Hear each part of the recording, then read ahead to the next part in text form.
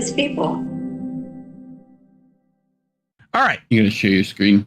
Oh, see, rookie move. Indy missed the rookie move. Okay, so let's share my screen with Reef so he can actually see it. And then I have to do the audio share too to make sure he can hear it. He can. Okay, this is a video by Indie Media Award honoree Jonathan K. Cook. Indie Media Awards are something we came up with 3 years ago to honor the best in independent media, to showcase the ones who have been doing it right consistently and getting it right the most often. That's the sound that goes with Indie Media Awards. I didn't hear yours, Reef. But Jonathan Cook shared a video. No, I didn't. Shared a video from Declassified UK, another independent Indie Media Award honoree for top independent outlet. All right, where they're chasing down an admiral to ask him about why are we spying on, for Israel, on behalf of Israel? What's going on here? So let's hear what Declassified did. Admiral Radican, Chief of the Defence Staff, lovely to meet you today. I'm a journalist from Declassified UK. We've been trying for months to get answers about the Royal Air Force surveillance flights that you're sending over Gaza and the intelligence that you're sharing with Israel. Have you got any comment on those that you can give to us? The volume on that. Public accounts. It's as loud as it goes. Committee hearing, and I don't really have time for this conversation. Thank you. We can fix that. No, this is a matter of the gravest importance. Israel's Prime Minister is wanted by the International Criminal Court for war crimes. Can we? Because it's Pete. Are you going to tell the Public Accounts Committee how much these flights are costing the public? Yeah, if you pause it, it's peaking on OBS. Sharing intelligence. I'm maxed out, but sorry everyone. Can we not do this now? Thank you. With the Prime Minister of a country that's wanted by the International Criminal Court, Admiral. Is this why you joined the military, sir? Are you a disgrace to your uniform? Do you have trouble sleeping at night, seeing the images coming out from Gaza? We're here with Britain's most senior military official. He's on his way to Parliament, but he won't answer questions from the press about why the Royal Air Force has sent over 500 surveillance flights over Gaza since December 2023.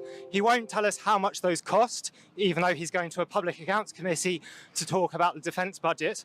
And he won't tell us why he keeps sharing intelligence with Israel, a country that's being investigated for genocide, a country whose Prime Minister is wanted for war crimes, including the crime of starvation, by the International Criminal Court, and we are being pushed away from him by armed police who are escorting him into Parliament. Why won't you answer these basic questions about what the Royal Air Force is doing over Gaza and the intelligence it's sharing with Israel? Do you routinely share intelligence with countries whose leaders are wanted for war crimes by the International Criminal Court, Admiral? Are you a participant in Israel's genocide, Admiral? Do you have blood on your hands, Admiral? Silence. Do you have blood on your hands? To hide about the intelligence that you've been sharing with Israel. So that was Admiral Radican, the Chief of the Defence Staff, Britain's most senior military officer, who's just gone into Parliament behind me to answer questions from the Public Accounts Committee about the defence budget.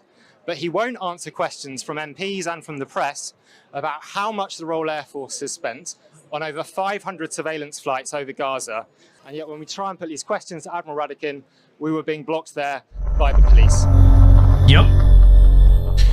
They don't want to answer any of these questions. And as Jonathan Cook says, this is what real journalism looks like. Go ahead.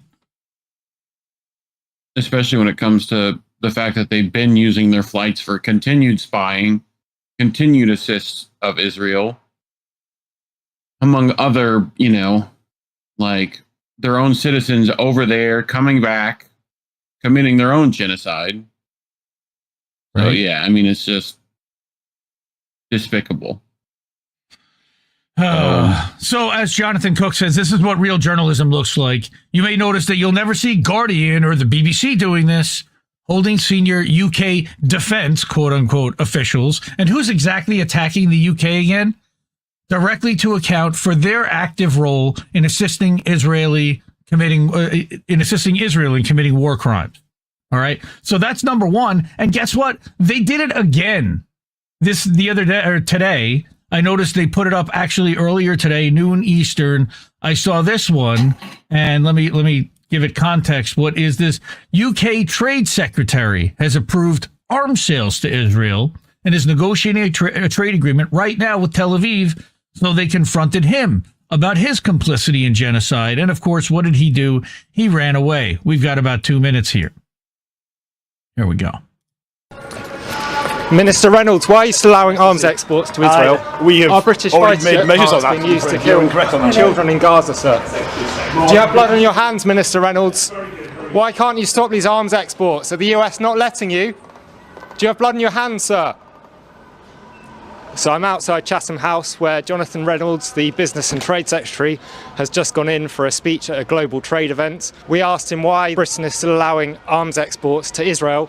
Although there's supposedly an embargo, we know that fighter jet parts for Israel's most deadly fighter jets are still being allowed to leave British factories. They go off to the US, where they're then onwards exported to Israel. I mean, on your question on the trade strategy. In genocide, this government is still exporting F-35 parts for Israel. Stop arming Israel! Yeah, myself and one other activist got up, took out Palestine flags, got up on the stage in front of Jonathan Reynolds and told him he was complicit in genocide because he's the one who licenses arms exports, including parts for F-35 fighter jets, which just last week Israel used to massacre 400 people.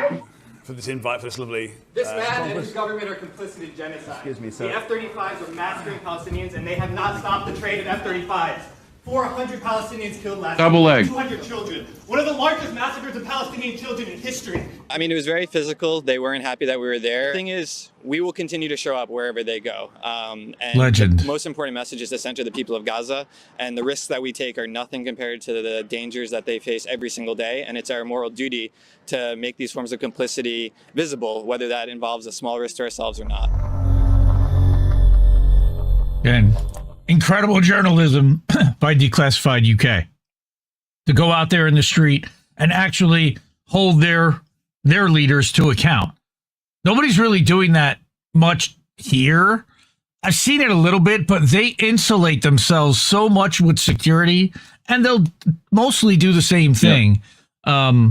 We see that a lot. Honestly, the person that we see doing it the most, although I believe it's done mostly for show and they dismiss it and they almost laugh about it, is when we see Medea Benjamin do that. She's probably the most prominent person I know that does that, especially with a camera on. But I don't know how much weight it actually carries with the Congress people when they say it, and when she confronts them. The video afterwards is powerful. Absolutely compelling and powerful afterwards, which is exactly why she does it, because she gets a lot of value out of it. What is it affecting? I don't know. So support Declassified for sure. Support Jonathan Cook and support INN. That was a short clip, a short segment. And again, we are only user funded here. We don't take any corporate funding and we don't take any sponsor funding. So anything you can do, Cash App, $ Indie News Network, ko-fi.com/Indie News Network, paypal.me/Indie News Network, and INNnewsletter.com or IndieMediaToday.com. You can subscribe at either one of those for free or pick up a paid subscription if you're able. Support independent media because we need it more than ever. I love you all. Have a good night, everyone. Keep listening to what Little Boats have to tell you. See you in a bit, fam. Bye, Felicia. No! We just fucking lost the stream! Can keep giving us nothing and think we're bluffing about coming for your heads. Why play civil if you won't listen to 50,000 dead? And now we know our mission, we form a militia, make Congress a prison. No, I play civil when all these dead won't make you listen. What's more American than slaying your oppressors? What's more American than liberty or death first? God, I thought we were founded on abolishing the tyranny of those who would starve a village all to live empirically. And I regret that I have only one life to give for my cause now that I can see the cause so clearly. See, I want our leaders, regardless of party, to fear me.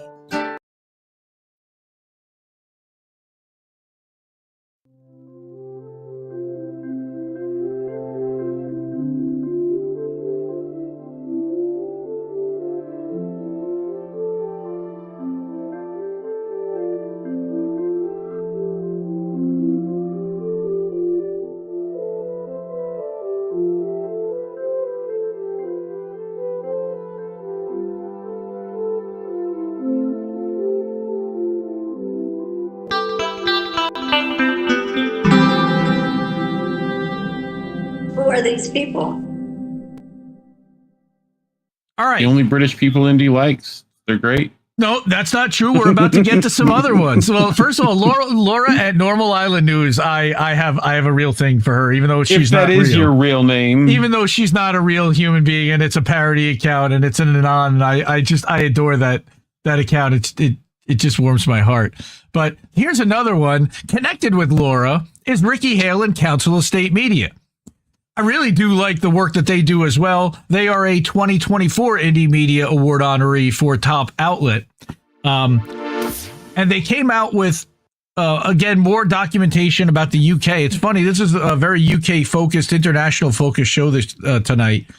But this time, Freedom of Information documents show that, of course, Israel's behind the crackdown on dissent in the UK. Now, I don't know that anybody's really surprised by this. As he says, this should surprise no one. But now we've actually got it in writing. And we've seen a couple outlets cover it recently, too. Right? You know, Declassified touched on it. I think Grayzone touched on it. They did? Clarenberg did, I think, specifically.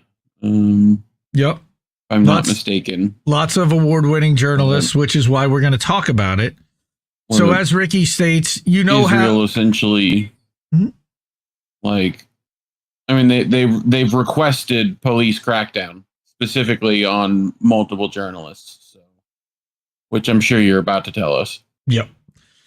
So he says, you know how we've seen a massive wave of suppression in the UK with journalists, activists, social media users, and protesters being treated as terrorists? Right.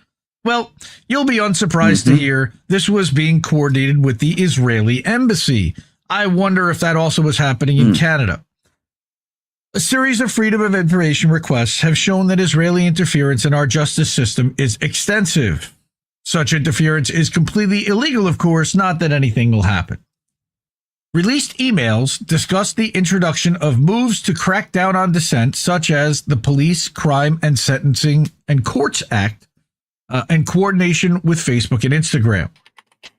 They've done that in the United States, too.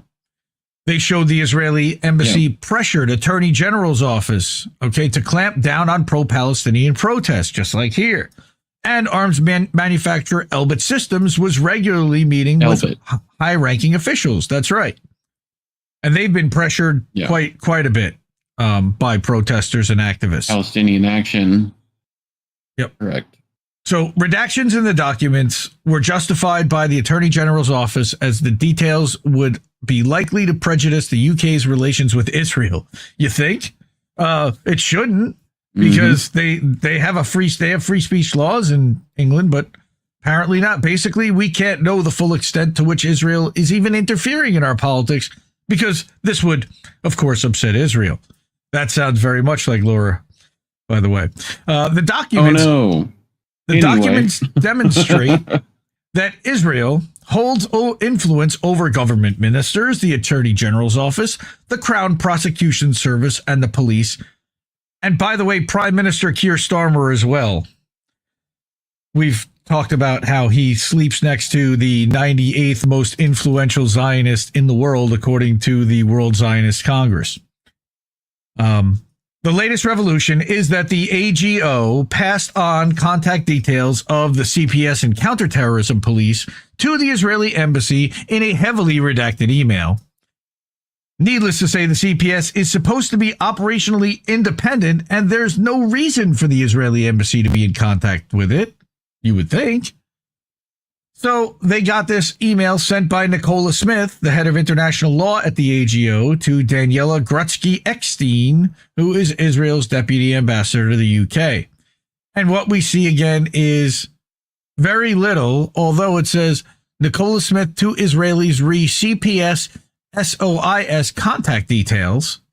So right there, you've got something. There again, here it says it's the subject contacts CPS SO15 is what it is. Okay, and then everything else is redacted other than let me know if you have any questions. What do you think they're giving them there and what they're asking for there? Yeah. Smith and Eckstein had met 11 days prior to this email. All we know is that they discussed the people who had worked on the Palestine Action case. We're not allowed to know any further details about the conversation. Isn't that nice? That's full transparency, right? He's nice. I think so. This is just the latest piece of evidence of Israel interfering in the Palestine action case. The CPS was having great difficulty prosecuting members of Palestine Action and other activists because when they appeared in court, juries would acquit them. Would acquit them? Well, how about that? Because they were exercising free speech and not breaking the law? Yeah. Therefore, if the gloves fit. Well, this isn't the United States, man. Therefore, politicians started. In the UK, apparently they do have a right to freedom of expression, but it has restrictions that include terrorisms and hate speech and yada, yada, yada. So, FYI. Sure. But, yeah, continue. So politicians started pressuring judges into not allowing defendants to explain their motivations so they could not elicit sympathy from the jury. What? How can justice possibly be served if you can't explain why you did something? No, they're just allowing themselves to frame the narrative and send you away. It sounds like how they're sending people to Zikit without charges or without any say. The rules were changed during Suella Braverman's reign of terror so that the European Convention on Human Rights would not apply in such cases, especially Julian Assange. The defendants were treated as terrorists even when they weren't charged under the Terrorism Act, even when the alleged crimes wouldn't constitute terrorism according to international legal standards. All of this was done to clamp down on dissent and protect the genocidal state of Israel and quiet not just dissent, but protest against their murdering of babies and children daily with U.S. bombs and British spy flights. One internal file admitted, quote, Palestine Action does not meet the threshold for proscription as they do not commit, participate in, prepare for, promote, encourage, or otherwise be concerned with acts of terrorism, unquote. But that doesn't matter. Despite this, the members of Palestine Action, which are the so-called Filton 18, have been in prison for over 8 months without trial because they tried to stop the UK sending arms to Israel so it can blow up children, as I said a minute ago. How can it be a crime when the UK has suspended some arms licenses on the basis that Israel is already violating international humanitarian law? I love it. It's only some arms licenses. You violated the law. Unbelievable. All right. If someone's going to shoot a child and you take that gun and you destroy it, you're not in the wrong. And that's essentially what Palestine Action has done. In August of last year, members of Palestine Action drove a modified prison van into an Elbit Systems factory in Bristol, causing £1 million worth of damage. The team dismantled weapon systems, including the quadcopters that mimic the sound of women and children crying to lure Palestinians into the open to be shot. Yes, I'll read that again because that sounds vaguely important. The team dismantled weapon systems, including the quadcopters that mimic the sound of women and children crying to lure Palestinians into the open to be shot, because they have humanitarian feelings and want to save someone who is crying or help them. And of course, Israel needs to prey upon that humanity and murder the people that go out to try to do that. Isn't that nice? So, of course, let's lock up the people that are trying to destroy the weapons that do that. These weapons were being sent to Israel to commit war crimes, but no one in the UK has been prosecuted for facilitating those war crimes. No surprise. I think our so-called justice system is a bit upside down, don't you? Revolution continues saying, shut Elbit Systems down worldwide. I totally agree over on Substack. None of the Filton 18 were charged with terrorism offenses, yet they've had their rights restricted as though they were, with limits on their legal support, family visits, healthcare, and religious rights while they await trial. Again, this sounds very similar to how they treated Julian Assange. This is because they were arrested under powers granted by the Terrorism Act. How can this be anything other than an abuse of power? The problem is, who holds them accountable? They're already the people in power. It's not just the Israeli embassy that's been interfering in our justice system, of course. Freedom of Information documents show that Home Office ministers and staff have been pressuring police and prosecutors to act against Palestine action since way before October 7th. Remember, folks, this didn't start October 7th. None of this did.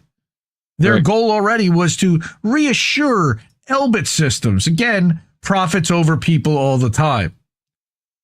Defense contractors over the people that they are sending the weapons to Israel to murder. Absurdly, a briefing note for one meeting read, quote, "A director from the Attorney General's office will be attending to represent the CPS. The CPS declined to participate in this meeting to preserve their operational independence," unquote. They don't even want anything to do with this. The note admits that such a meeting would jeopardize operational independence, yet the CPS sent a representative anyway? Clearly, if you're sending a representative to the meeting, you're not preserving your operational independence. Documents confirm ministers, police, and the CPS and Attorney General were meeting with Elbit Systems to discuss Palestine action, but the details were redacted, as a Jesse Jet song very famously says also. One meeting with Elbit was attended by 3 members of Yvette Cooper's home office. That's, again, it's merger of state and private entity and defense contractor. I mean, there's a word for that, right? Yep. I believe it begins with F. I do believe so. Sure. So that's just close enough. How can it be justifiable for Elbit Systems to be meeting with such people? Who are these people? Not good people, I'll tell you right now. Even if you see the arms manufacturer as a victim of a crime, the only people it needs to be speaking to are police. Elbit just needs to hand over its evidence and submit witness statements. That's it. Anything beyond that is political interference. It's also collusion. It's worse than political interference. Ominously, it's been revealed by Declassified UK. Even. Yeah, maybe, sure. But either way, it's a merger of defense and state and private enterprise and the media and now the courts. Yep. He who controls the space controls the universe. Ominously, it's been revealed by Declassified UK that Elbit Systems has its own intelligence cell that coordinates with British police on a bi-weekly basis. How about that? An Israeli arms manufacturer is not just building its weapons of genocide here, it's literally spying on our citizens and telling police who to prosecute.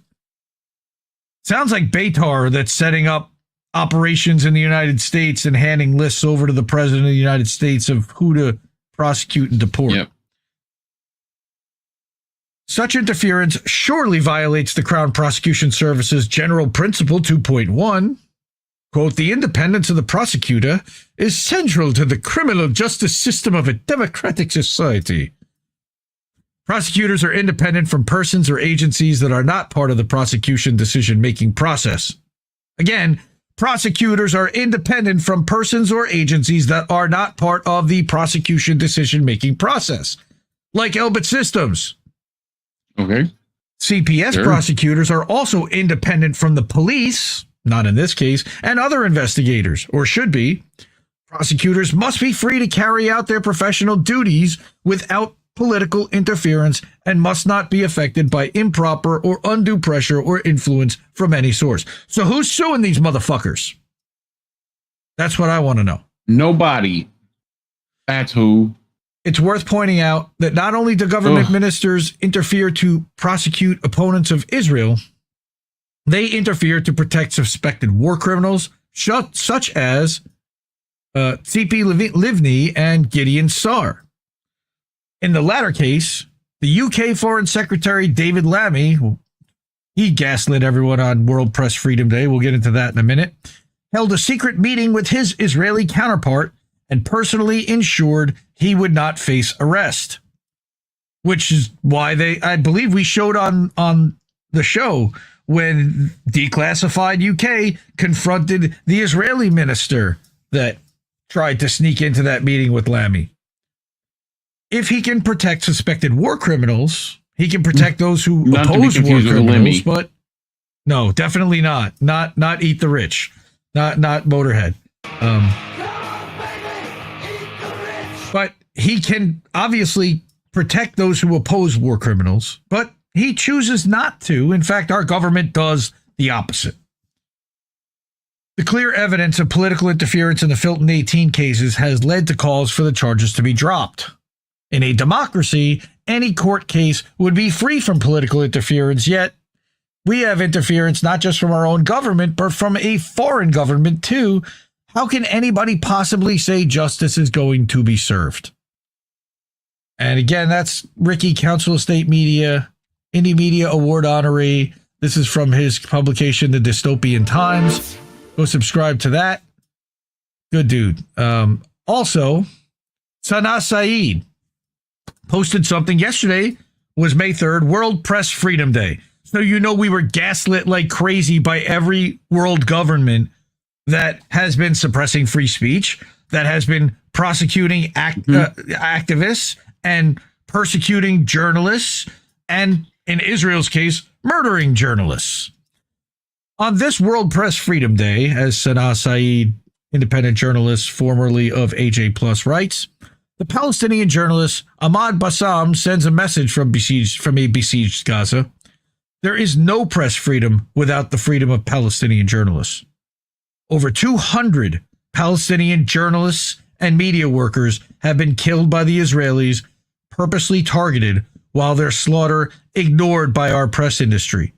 Not just them, but in some cases their entire families as well, because they decided to report on what Israel was doing to where they lived. Our only insight into what's been done to the Palestinians in Gaza, what crimes the US, UK, and Israel have committed, as well as others, has been solely through the efforts of these brave men and women. So let's watch this short video here. Oh, that's cut off. Undo. I was asked by the Palestinian Journalist Syndicate to stand before you today because I speak English. But you don't need to be speaking more than one language to be able to describe what is being perpetrated here. In fact, very often you don't need words at all.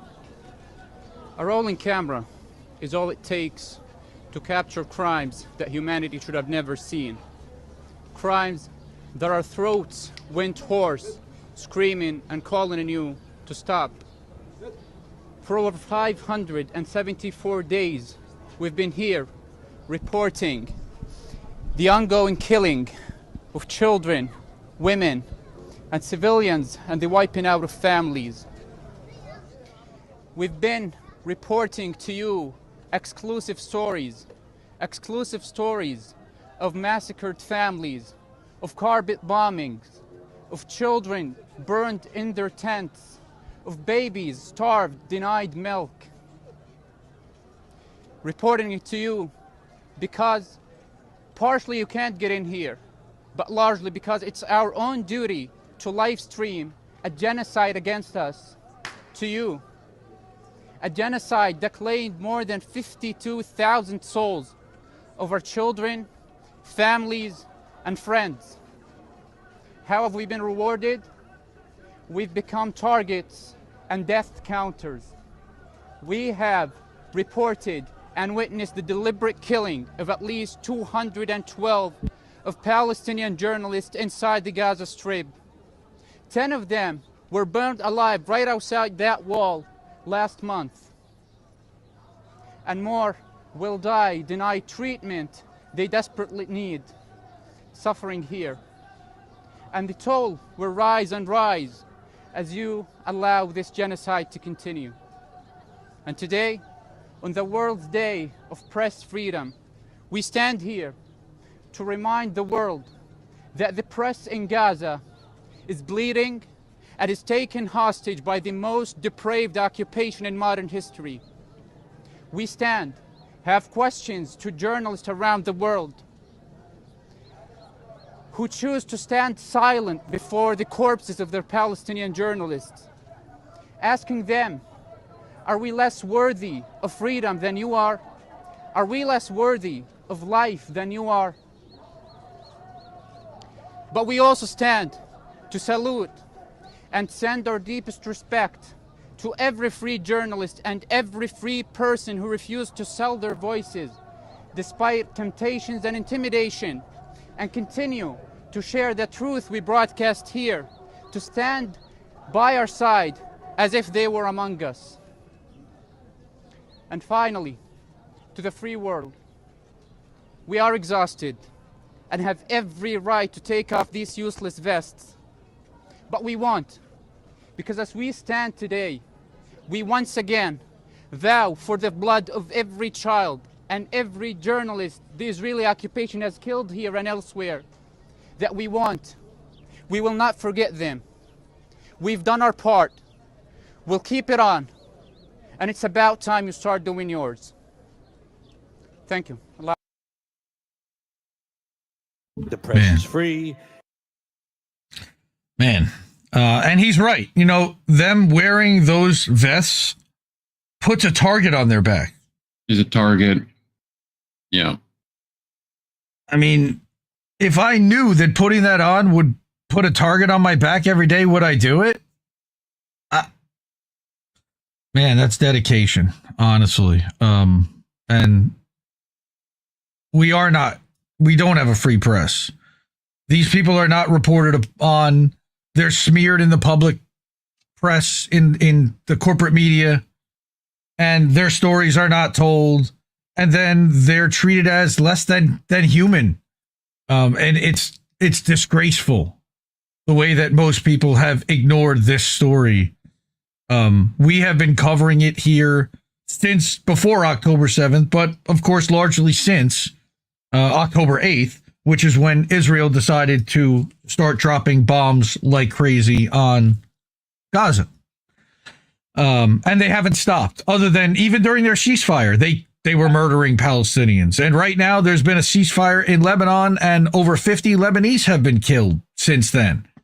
They don't cease fire. Ceasefire is just you stop, Israel keeps killing. That's what we've learned. Yep. So Rafat al-Arir's that famous words. Very famous. In addition, we also have Issa Amro, who reported yesterday that the soldiers raided his house today. They wanted revenge from him for participating in the BBC documentary. Where are we here? There we go.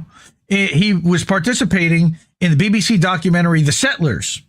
Okay. That's after the army left the settlers, raided his house.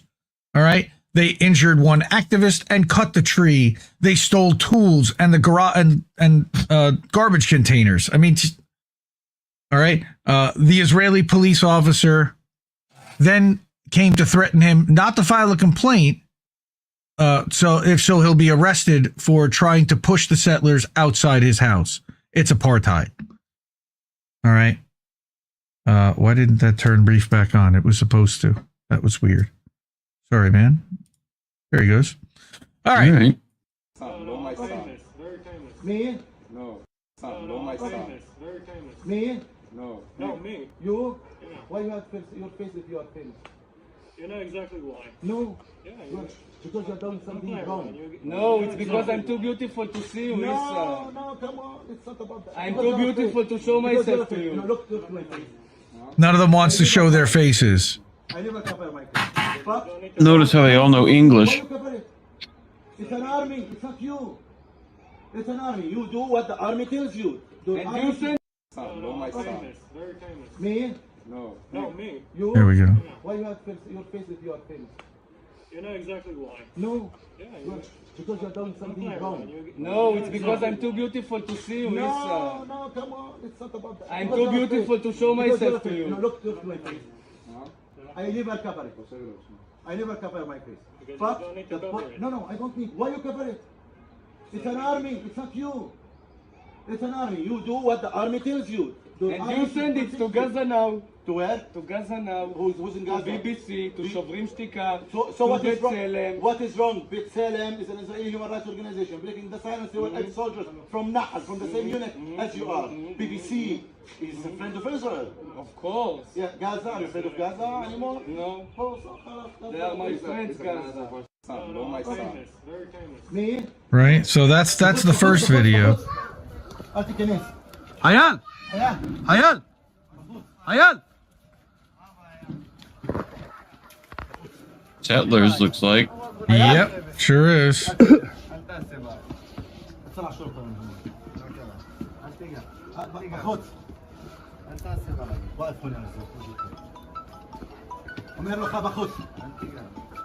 What are they doing? They just want to mess with them. Yep.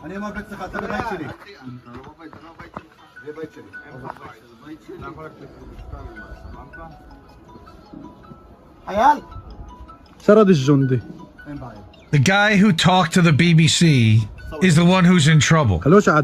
Yeah, why are they? Because they just want to. They want to go in his house. They're just screwing with him like they're teenage douchebag kids. Common tactic.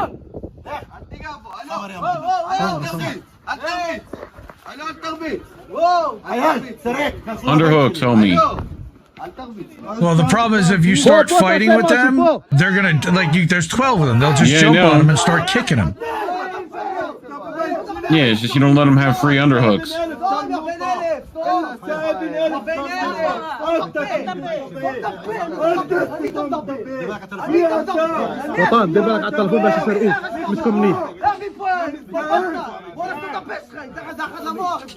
Again, this is because he spoke to the BBC about what the settlers do to him, and now they're doing exactly what he told the BBC they'd do to him. Just so everybody knows clearly what's going on here. Now they're just overtaking this man's property.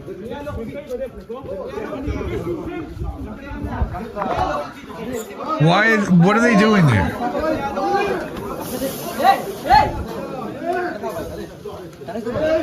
They start unplugging things.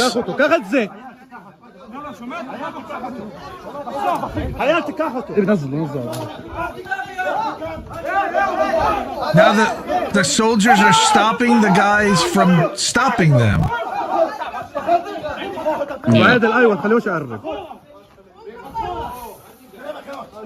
بطل امسك تليفونك ابن تعال خليك جنبي ابو عادل هون سكر. All right, now it looks like the soldiers pushing the guys back.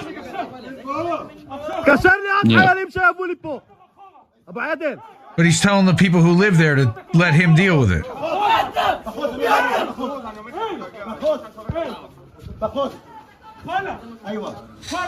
Oh, it's a mess. All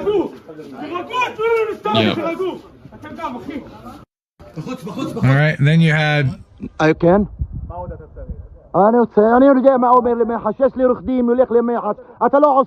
wish I had a translation there. Oh, and that's the tree that they cut. Just to, again, further screw with him. All right. They cut the tree, they injured an activist, and they stole tools and the garbage containers. The police officer came to threaten me not to file a complaint. If so, I will be arrested for trying to push the settlers outside my house. Which is just... I don't know how that's... So, Caitlin Johnstone says... I mean, so again, Israelis... Right. Go ahead. Yeah. No, I was just saying, like, again, they completely control everything. So, of course, that's the case. But I don't know how anyone other than, fuck, man.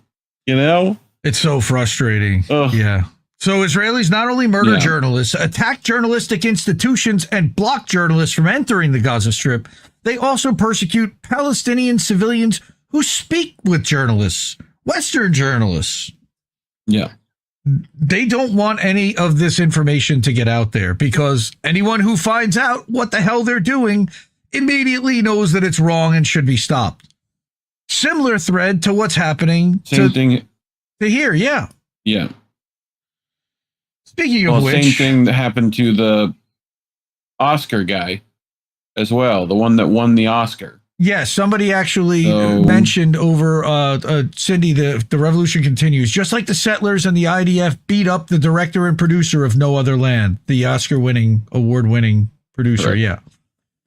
And we thought the cops were bad in the U.S. Guess who trains the cops?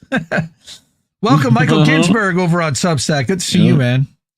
Gen X Girl is a friend of the network, friend of the show. I've done a couple of one-on-ones with her. We are scheduled to do another one coming up this week, and this is going to be one of the things that we're going to talk about. So I wanted to set it up a little bit. She found something really, really interesting the other day. So the ADL, we all know the ADL is a shit organization that has literally been deemed by Wikipedia to be not credible and completely biased, partisan, and not legitimate. So what she found is that on their website, they have been co-publishing and co-producing these videos and documents with an organization called Builders for Tomorrow. So she starts looking into who is Builders for Tomorrow. And as it turns out, this is an organization that does not exist really at all. So they purport themselves to be a venture philanthropy and research organization focused on combating anti-Jewish and anti-West ideologies. Again, anti-Semitism is not anti-Zionism, assholes. Stop doing that. It is led by industry leaders from the tech. Palestinians are Semitic, so good luck with that. Correct. You know, but it claims to be led by industry leaders from the tech community who've built some of the most consequential technology companies. Who are they? As a venture philanthropy platform, BFT provides grants to whom and how much, and accelerates the most promising teams and ideas. Where? In terms of research, BFT leverages cutting-edge advances in generative AI, and large language models, LLMs, to address pressing global challenges. Sure. The group conducts research across three core areas: combating misinformation online, sounds like the censorship industrial complex to me reinvented; identifying bad actors engaged in criminal activities. Don't we have like online cops for that, and police and FBI and other agencies to handle that through the government? And helping to scale the most promising emerging news and social media accounts that shape public discourse. So basically, they're providing spam and bot support to the most promising emerging news and social media accounts. They're artificially inflating propaganda. I smell Unit 8200. Oh, very much. You might be right. So let's read what Gen X Girl learns. Who is Builders for Tomorrow? The ADL and BFT co-produced reports claiming that AI and Wikipedia are biased against Israel, urging Congress to censor. Of course they do. So she described what the non-existent BFT is described as, but here's the thing. They're virtually non-existent as an organization, aside from the references in the ADL reports, which state that the reports were co-produced with BFT, and provides a summary at the bottom about BFT, which we read. It's about who they are and what they are. We read that whole thing. She says, this is highly alarming, given ADL's push for Congress to use these reports to censor and tailor data regarding Israel for AI training and large language models, and regulate or censor Wikipedia for anti-Israel bias. They argue that AI is trained in large part using Wikipedia, and claim that Wikipedia is infiltrated by pro-Hamas editors that create anti-Israel narratives. You mean at the CIA? Because that's who really edits Wikipedia the most, we've learned. ADL's attack on Wikipedia is a retaliation for Wikipedia designating ADL as an unreliable source in 2024. Even Wikipedia knows it. ADL is in fact an unreliable source. The Jewish Currents audited ADL's 2023 anti-Semitism report and determined that 44% of the report was not anti-Semitism because it was just anything that mentioned the word Palestine or that was a protest on behalf of stopping Israel from bombing civilians. Right.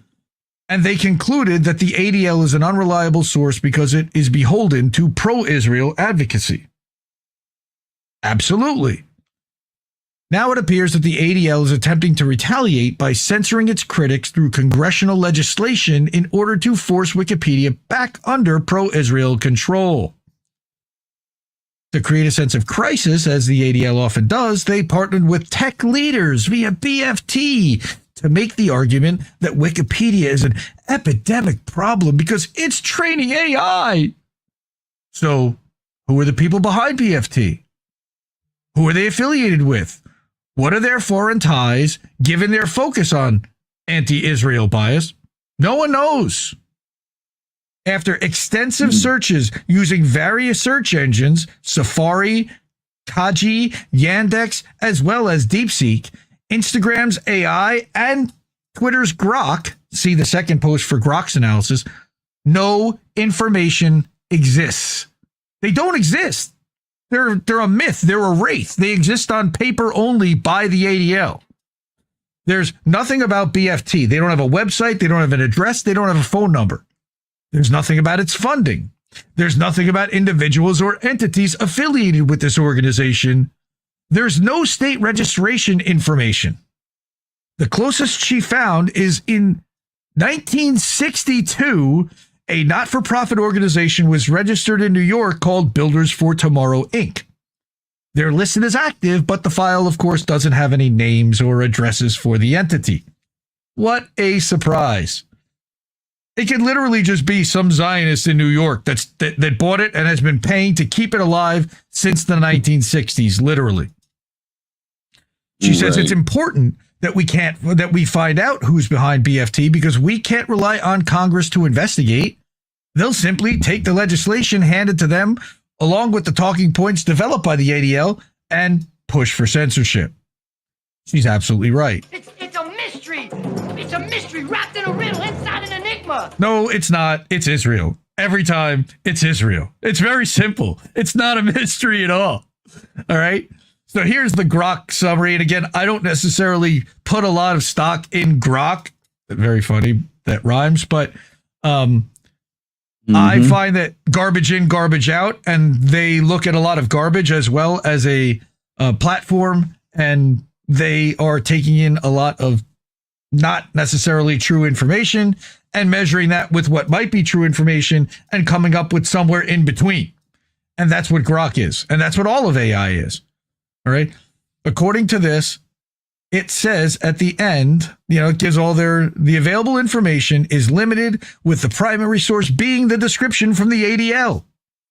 Despite extensive searches across web sources, social media platforms, and other public records, no additional definitive details about their leadership, specific affiliated individuals, or operational entities have surfaced. Right? So I can't tell you that. It's classified. I could tell you, but then I'd have to kill you. That's right. So again, no reputable sources beyond the ADL description provide specific information about BFT's founders, board members, or operational structure. The organization does not appear to have a public website or official social media presence based on current data, which is exactly what you would expect from an organization that monitors social media and tries to find people, having negative activity that might affect Israel. How the fuck do they do that if they don't even exist as an organization on social media? All right. Posts on Twitter mentioning Builders for Tomorrow. What's up with that? What's up with that? What's up with that? All right. The ADL is the only related organization, is a well-known organization focused on combating anti-Semitism and hate. That's not exactly true either. However, their mention of BFT does not include links to additional resources or a BFT website.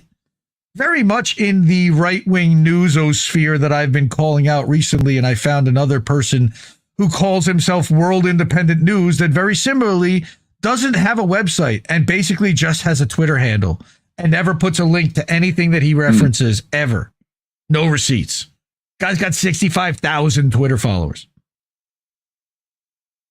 Given BFT's tech leadership and focus on AI, it's possible that leaders from major tech firms could be involved, but no evidence confirms this. The ADL's description suggests a high-profile group, yet their low public profile is unusual for such an organization. Yeah, I would say that it's unusual. I also suspect one of the very prominent, popular, very well-known billionaires, potentially, who are very outspoken on behalf of Israel, maybe somebody with the last name of Ackman, to be behind something like this. Okay? Or even... Shit, throw a rock at the billionaires. Even you'll find one. Alex Karp could be one of them, potentially, Palantir. He's very mysterious. He knows how to play stuff, but the fact that there's no organization registered anywhere in any state or anywhere other than this 1962 obscure thing in New York, red flag upon red flag upon red flag. So I'm excited to talk to Gen X Girl about this even further. Love her. She's doing great work at Gen X Girl 1994 over on the Twitters. If you have not already followed her there, please do so. She, again, is doing great work, and she's growing her presence. And again, we've already done 2 one-on-ones, INN one-on-one, so by all means, check that out. And we're going to record another one. That'll probably be out this Saturday is my plan to put it out. It's unbelievable that they get away with all this stuff in the UK. It's all colluded. Yep. But now I'm starting to really question whether the Assange stuff, now that I'm seeing how similar in vein it is to what they're doing, what Israel is doing to the protesters and journalists now, were they the ones that were actually behind this entire thing the entire time with Assange because he was pro-Palestine? And while it was the U.S. that was directing it, was it Israel directing the U.S. to direct that? It seems that because of the way the tactics that are being used, it seems to be orchestrated out of Tel Aviv. Maybe I'm wrong. And I think that's why we made a deal to let... He's got a point. I think that's why we made a deal to get Julian out when we did, the U.S. government. I know they did not want to fly him here, and they did not want to have a public trial that would have put the entire journalistic thing on trial, on top of the fact that they didn't want to even acknowledge his First Amendment rights.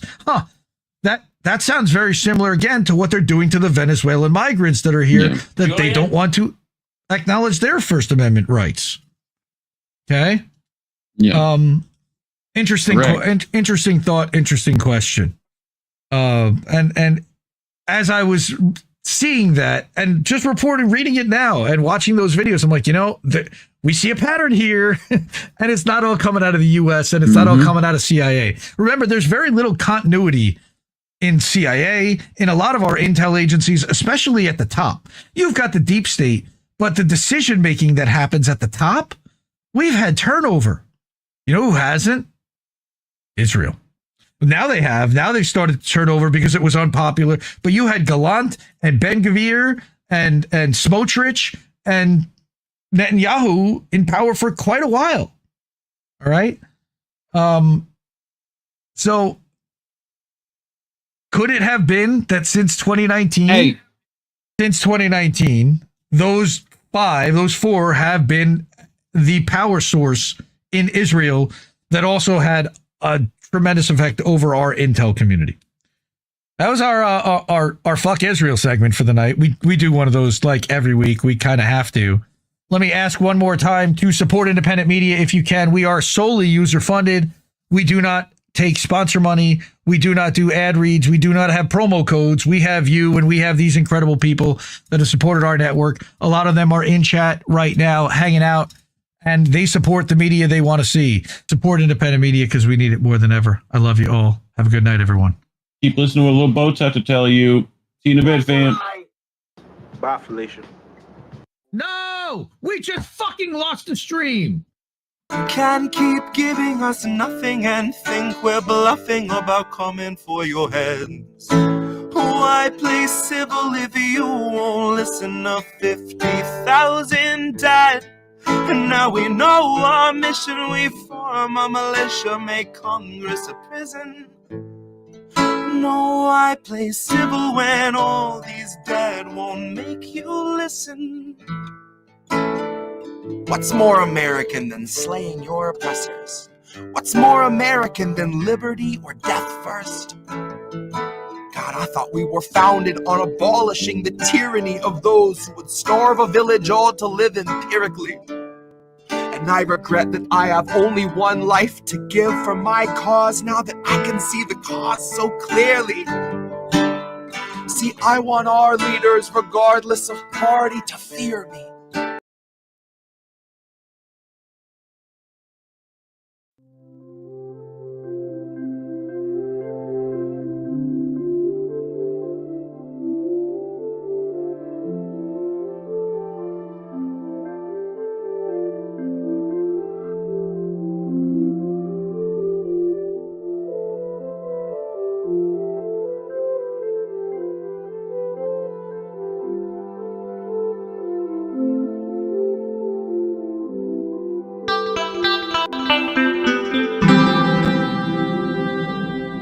Who are these people? We're going to bring a positive story about a little bit of a W that that our side, quote unquote, that the anti-imperialist, anti-Zionist side has won. I found 2 of them in the past week.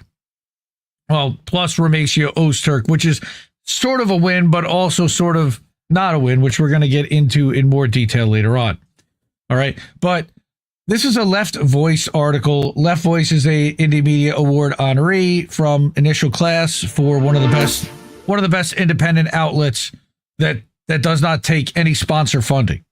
They're affiliated with La Izquierda Diario from Argentina and a worldwide coalition of independent sites. So in the U.S., it's Left Voice. Rita Singer and Kyle Thibodeau, a report from Michigan, that Power and Struggle felony charges dropped against there too. Maybe. What? But Power and Struggle felony charges dropped against encampment protesters. So finally, a little bit of a break in the wall. All right. The felony charges from last year's University of Michigan encampment have been dropped. We should mark this as a victory. So I'm going to read this article. It's pretty short. It talks a little bit about the encampment, but also remember we covered a raid a couple of weeks ago that Dana Nessel, their attorney general, was involved in also, where they broke down the doors of some of these protesters, graduate students, and like arrested. I don't even know if they arrested them, but they trampled the place. They woke them up at 5 a.m, putting guns in their faces and shit. Like, no need for that. So on May 5th, Michigan Attorney General Dana Nessel dropped felony charges against 7 protesters involved in last year's encampment on University of Michigan campus against the genocide in Gaza. In the same week, and this might have had something to do with it, University of Michigan President Santa J. Ono, I love that their president's name was Santa, resigned and took a new position at University of Florida. So that means that Santa was crushing anti-Zionist or anti-genocide protests. Literally, they had Santa crushing them. In explaining her reasoning for dropping the charges, Nessel noted they were naughty. They were very naughty.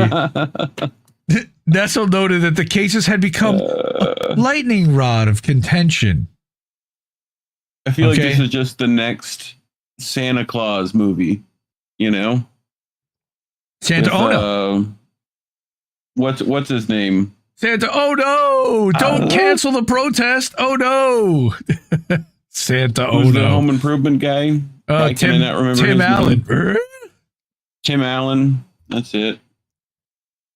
There was a Jesse Jet told a hilarious story about Tim Allen and that his phone heard him make that noise and all of a sudden started suggesting home improvement stuff and stuff with Tim Allen in it. the Santa Claus and other movies that dude messed up. All right. So as Kyle continues, as Kyle and Rita, this is a win for the movement and shows the difference that collective resistance can make. Not only can protests and campaigns against repression be effective strategically, they can serve as the basis for the fight to build a strong movement that includes the strategic power of the working class. They show why we need to fight to keep the movement alive. And they show why a militant defense of democratic demands can build the collective experience we need to grow stronger as a movement of international solidarity. All right. As encampments spread across the country and the world last spring in the biggest student uprising since the anti-Vietnam War demonstrations, universities and colleges cracked down. On many campuses, the administrators invited police raids to break up and demolish the student encampments, complete with live streams and news reports of many violent arrests of students and faculty. The only people who were violent, by the way, were the cops and the Zionists, 99% of the time. In other cases, the administrations were able to negotiate with protesters to get them to leave on their own. Many university administrations brought criminal charges against those protesting the genocide. And we've still been seeing that even in Colombia. They've still been kicking them out of school. While most of those charges were dropped within a couple of months, by the spring of 2025, some charges still remained. 7 felonies from the University of Michigan, 12 felonies from Stanford, 8 from City College of New York, and there have also been recent arrests, like we said, at Columbia, at Brooklyn College, and even Rutgers. All right. One thing that's notable, though, about both the University of Michigan and CUNY is that those are both public universities that lead into their public character to encourage community support. All right. At both schools, the protesters facing felony charges were mainly people who came from the community rather than people directly part of the university. That, again, is not a surprise. These people don't want to put their jobs on the line. All right. The repression of the movement in the U.S. is mirrored abroad. No surprise, as seen in the case of Anasi Kazib, a railway worker, union activist, and spokesman for Revolution Permanente, which is part of the international network, right, in France. Right? Revolution. Right. The French state. Oh, French? Gotcha. French Revolution. state decided to prosecute for a tweet in support of the Palestinian people. All right. I remember, I think it might have been, was this the person that Richard Medhurst was talking about initially? That there was like a Palestinian, yeah, French is the language of love. living in Paris or in France that they persecuted like crazy. I remember this story pretty clearly. All right, by employing the violence of the state, the ruling class was mostly able to stamp out the encampments, demobilize the movement, and keep us from reviving it. Especially when school was going to be starting up in the fall, Biden and the university administrations kept the level of repression high, which set the stage for Trump to then escalate further. Thanks, Obama. Right? Trump continued and expanded Biden's repression against the Palestinian liberation movement. I mean, against the protest movement here in the United States for Palestine liberation. All right. Using it to bolster his broad attacks on immigrants and wokeness. With this twisted combination, masked ICE officers have arrested multiple pro-Palestine students, visa holders, grabbing them from their homes like Mahmoud Khalil. Him, along with others, are currently under detention as political prisoners. But again, getting these felony charges dropped is important. Universities like Columbia, caving to Trump's dictates, also provided cover for a disciplining of the labor movement, especially evident in the firing and expulsion of Grant Minor because he participated in the Hens Hall protest. Minor is also a prominent Jewish voice denouncing these attacks on democratic rights and exposing how Trump and Colombia alike have been weaponizing false definitions of anti-Semitism to support the Zionist project. Again, to see a lot more of that, check out my 3 one-on-ones with Gen X Girl 1994. She's exposed Beitar US, who's come into the picture multiple times. Now they've been feeding the Trump administration lists, and now that's come out in FOIAs. At this point, Trump's audacious attacks have garnered enough pushback that he's had to backtrack. All right. After kidnapping Khalil and Ozturk, the administration proceeded to cancel hundreds of student visas. What a mess that was. They even challenged the protections guaranteed by a green card, which my whole life has been the same. But the public outburst was severe, and the Trump administration reinstated the visas.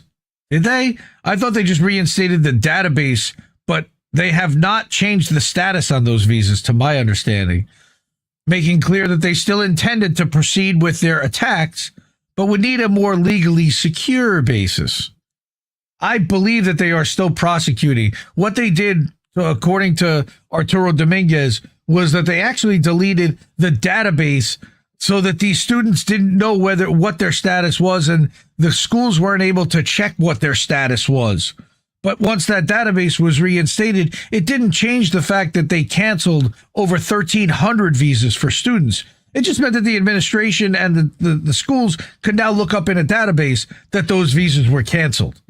To my understanding, they have not reinstated it. So that's news to me if they have. All right. He says that this article says that this shows that the state couldn't just end the movement by co-opting it back into the fold of electoralism and had to resort to the armed wing of the state and courts to suppress the movement. Okay. This is a bipartisan affair. Totally agree. In pursuing charges against the encampment, Michigan Attorney General Dana Nessel, a progressive Democrat. No, she's not.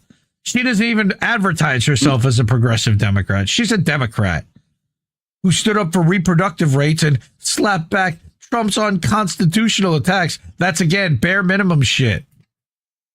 Was hawkishly going on on the attack against the movement. All right. In fact, doing Trump's dirty work. It's also worth noting that she was the only attorney general in the country to do this. Not even the Texas AG did this. Recently, Nessel sent for FBI raids in multiple cities in Michigan against pro-Palestine activists, which we covered on the show from Left Voice, making it clear how close the Democrats are to Republicans on key issues. Uniparty, like we said. Left Voice already knew that it was a uniparty and was calling this out, and capitalism in general. They're an anti-capitalist outlet.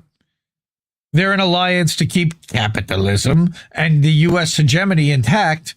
Capitalism. That's right. Even if it means trampling on our civil rights and targeting violence against workers, okay, community members and students, and the elderly and women and children. They don't care. They're similar to the IOF in that way.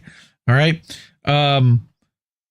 But militant resistance from the left is needed to pull back on this rightward swing. The problem is that most of the left ain't that militant and certainly isn't well trained and isn't going out and getting themselves trained, by my estimate. The militants stand startled. Maybe like Gracie training. I mean, what would you suggest, BJJ? Some type of. Well, I mean, sure. Also, learning how to pull trigger fingers is useful. You know, also just look at protesting tactics and, you know, try to be inventive about how to, you know, circumvent them. I actually shared something today on Twitter how to fight about that. Is the suggestion. That's all. That's a useful tool. However Right? you want to do that. Well, Muay Thai, Jiu-Jitsu, wrestling. Well, hand-to-hand that don't involve a trigger is what I was specifically referring to. But Absolutely. I actually found a website, and we'll look at that in a second, called The Markup. And they had a couple of decent tweets that I shared today about, number one, don't bring a phone and if you have to a protest, read this guide on what to do and how to act with it, what to do with it. Disable certain things. I think I've covered that too. Right. And then also about, is your home police department partnering with ICE? And it's a list of all of the police departments. Again, the markup over on Twitter. Stalling as a tactic is probably learn how to stall things out physically, make it difficult for them. Yeah. If anything. Yeah. Nessel also did not drop the charges out of the kindness of her own heart. She was facing, quote, months of mounting political pressure from the progressive wing of her own party, according to the Detroit Metro Times, including a protest that disrupted Nessel taking the stage at February's Michigan Democratic Party convention in Detroit. That's nice. I don't really think that the public pressure of progressive Democrats really did anything. It's the donors. It's when the money starts drying up. It's when the people stop giving you money to fight for what you're fighting for, and then you figure out why, and it's because you're supporting genocide. Oh, you mean those people don't want to give you money, and if they're going to do that, they might as well give it to the Republicans that are in power now anyway? Oh. Yeah. With growing dissent from the left, Nessel concluded, I no longer believe these cases to be a prudent use of my department's resources.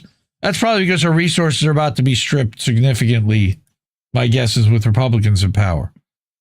It was a tactical retreat, as there is no way the Democrats could take on Trump in the midterm elections as being defenders of our rights while carrying out unfounded punishment to repress the free speech of students. They certainly could, and they would totally gaslight everybody and act like they were, but Trump would eat them alive.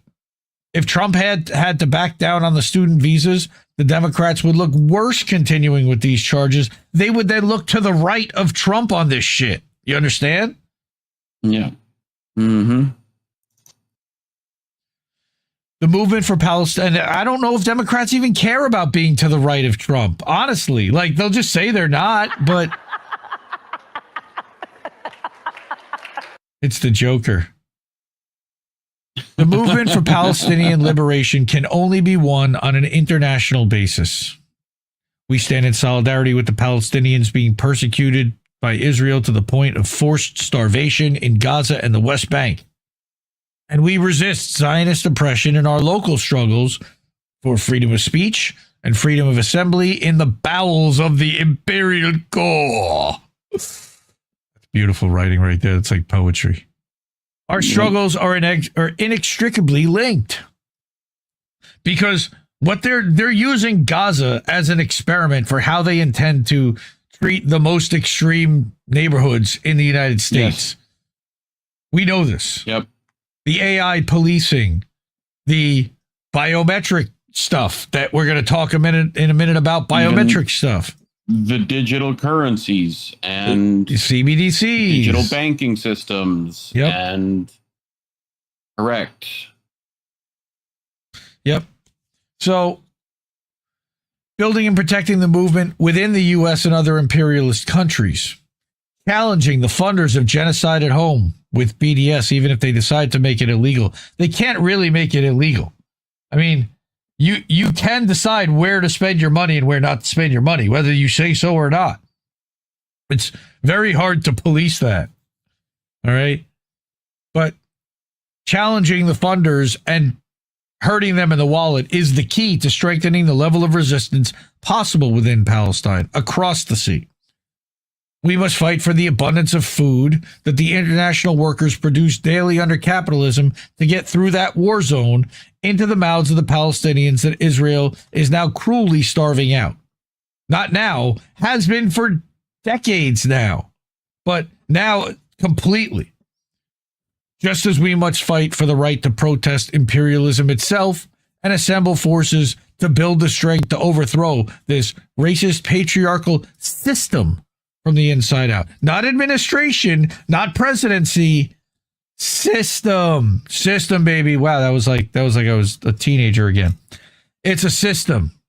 It's a systemic problem. We keep getting the same because it's garbage in, garbage out on the system. All right. As a global community, we must join our struggles and link the working class and oppressed across borders. We don't want genocide to ever benefit anybody.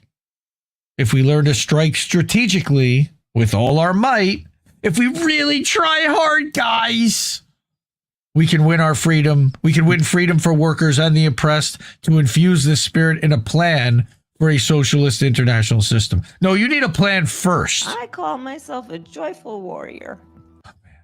I call you a drunken warrior.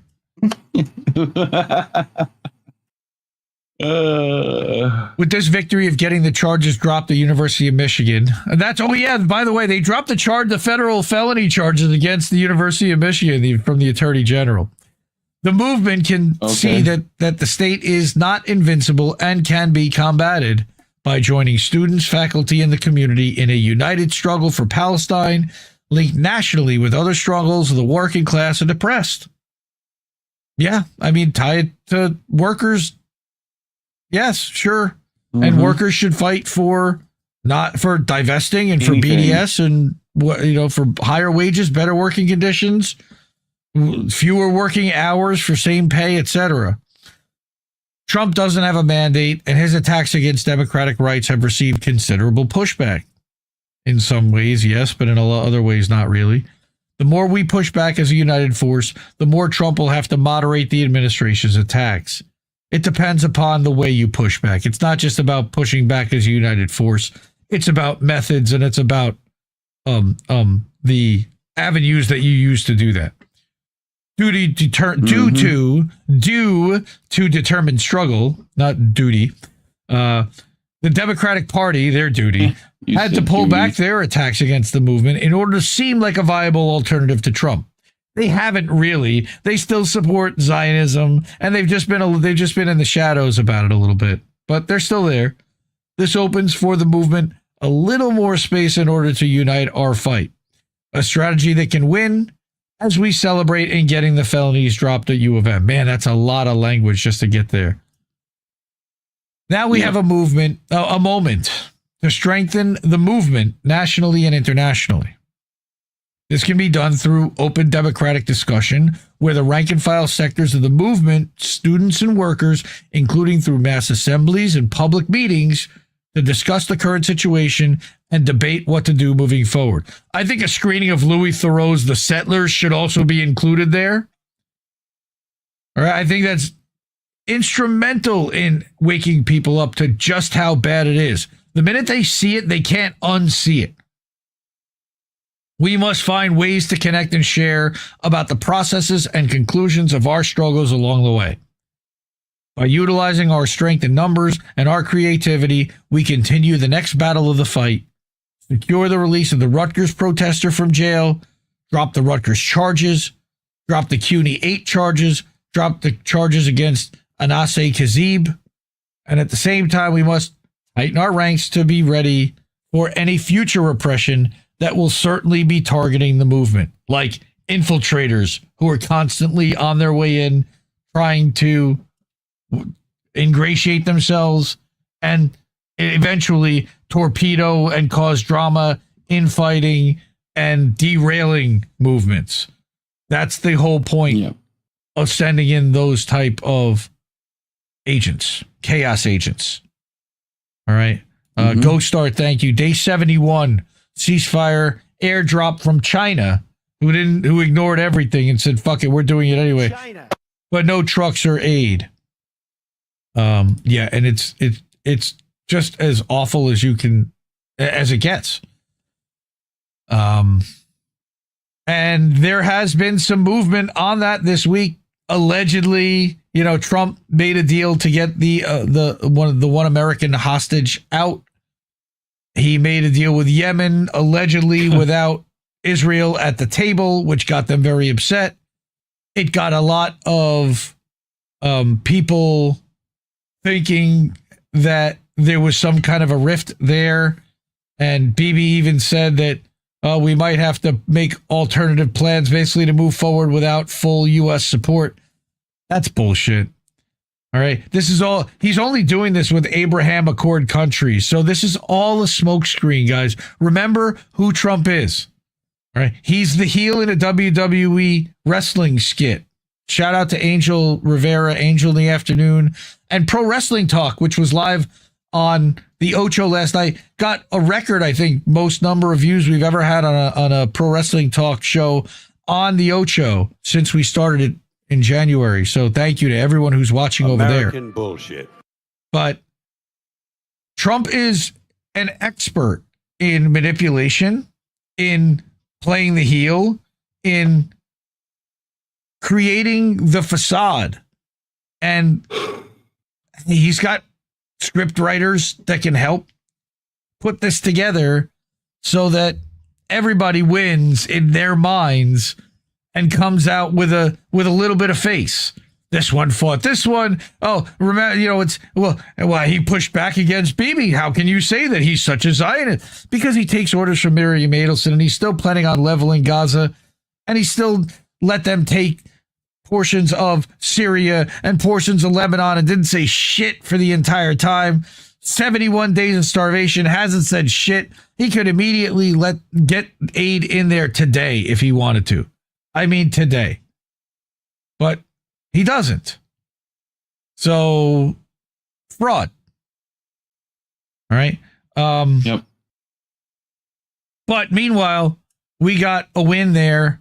The other place where we got a small win, and again, this came from Breakthrough News, who, by the way, congratulations to Indie Media Award honoree Breakthrough News.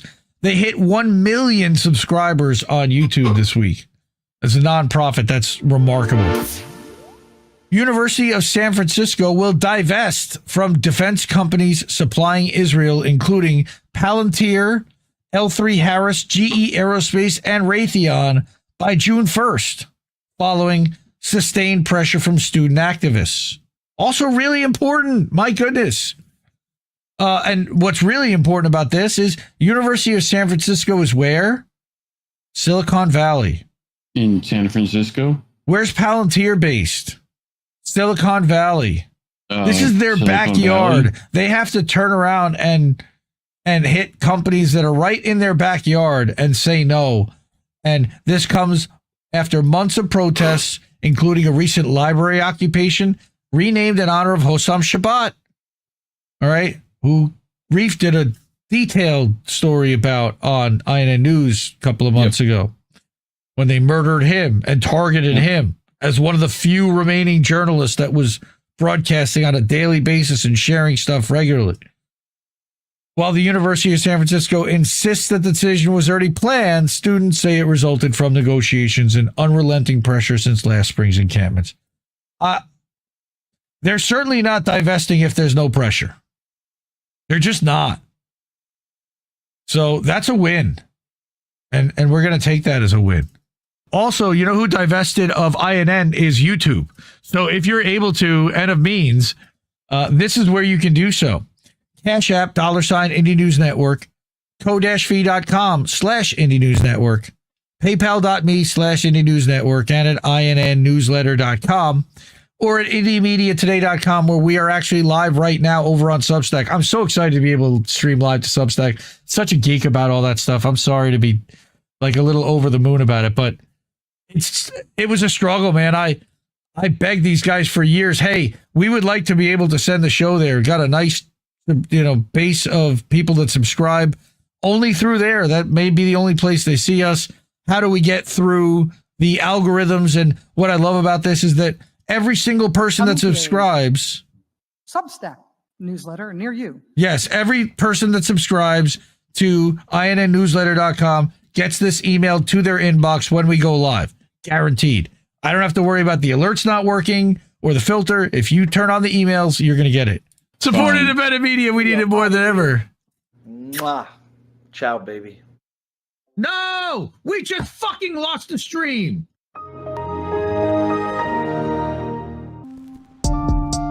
I guess this isn't such an awful place.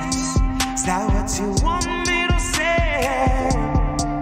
You prove it's possible to sleep for days, and I still think you're right here awake. The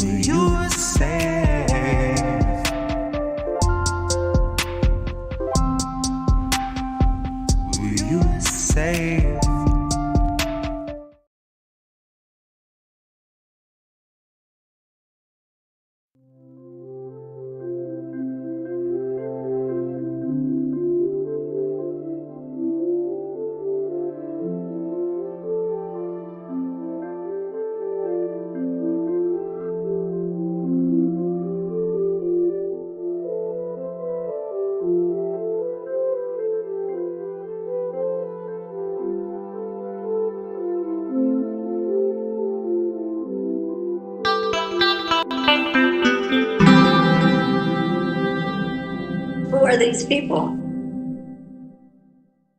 This is a guy named Guy Christensen. You may or may not have seen a video of his before, but this is some motherfucking dystopian shit right here. Watch this.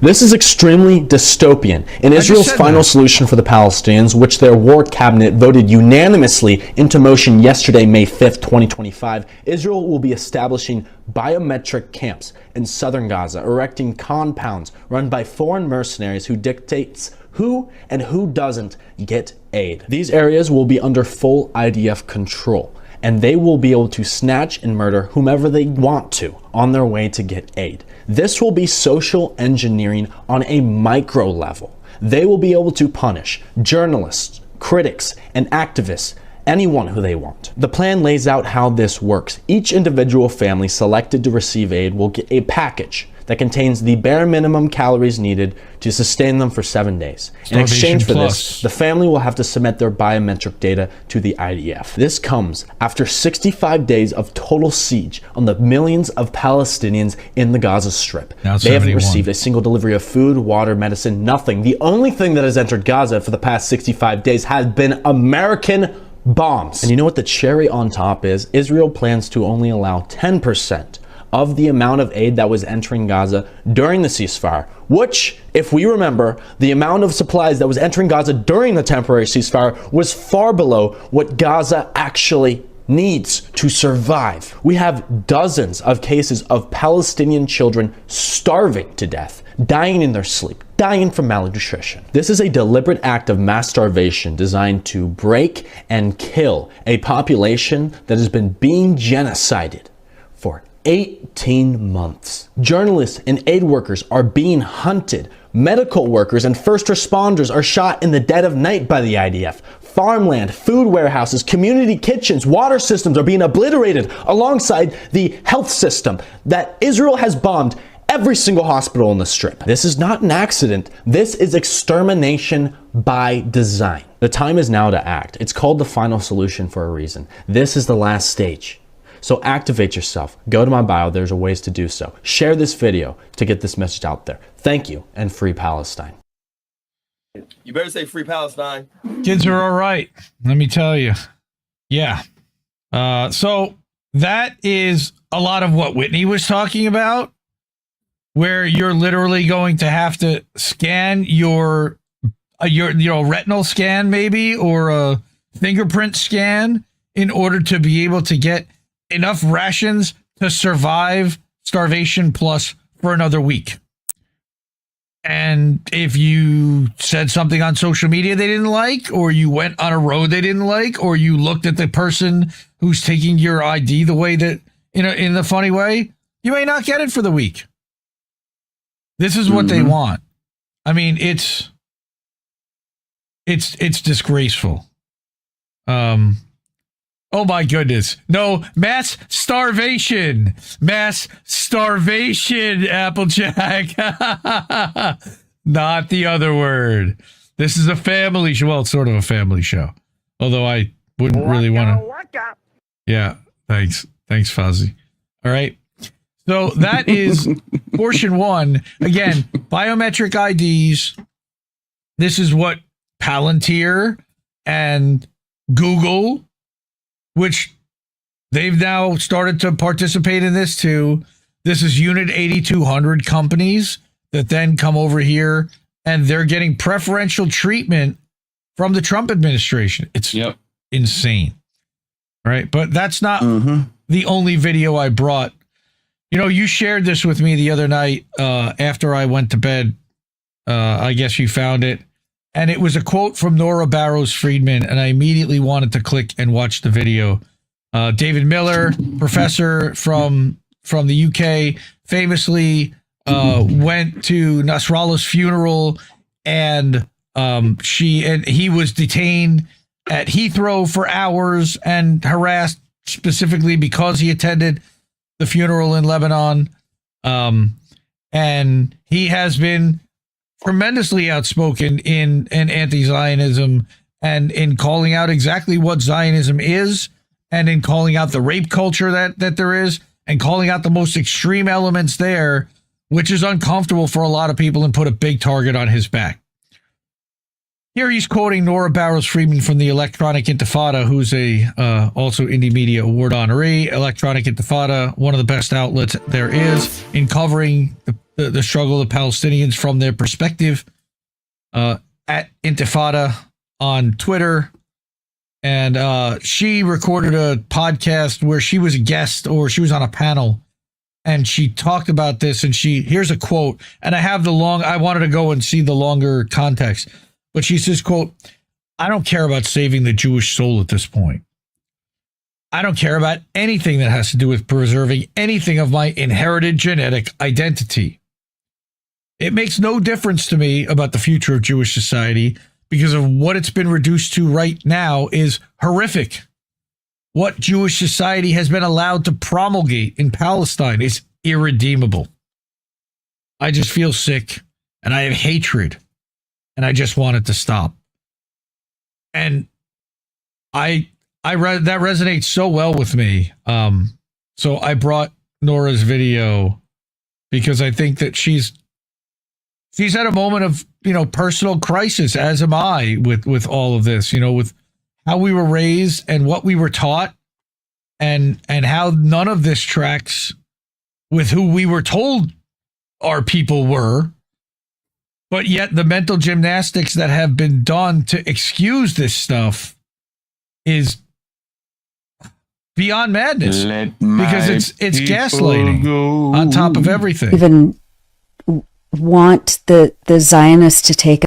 I'm really stuck because I don't even want the Zionists to take up any space in my head at this point. Like I don't care. I don't care about saving the Jewish soul at this point.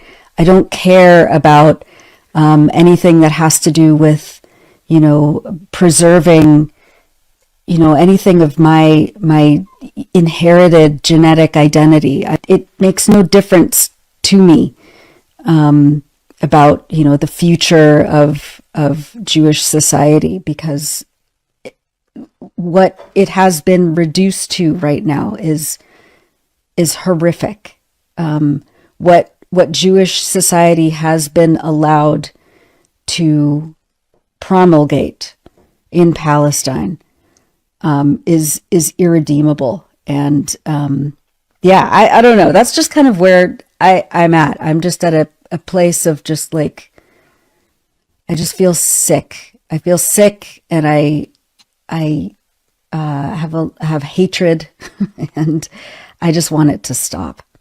I'm really, So there's only one thing that stood out to me that I wasn't crazy about there, which was kind of the conflation. Could outlaw religion, and most of these sex crimes would disappear in a couple of generations. Yes, but the conflation there of Judaism and what Israel is doing, and how they're bastardizing and twisting it to the point where she's even using the language in a way. And she's like one of the most, she's such an incredible fighter on behalf of the Palestinian people.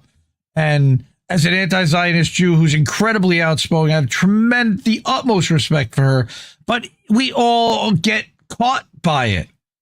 That's part of the Hasbara. That's part of their goal and their game is to get you to co-opt and use their language in describing this and their terms and their framing.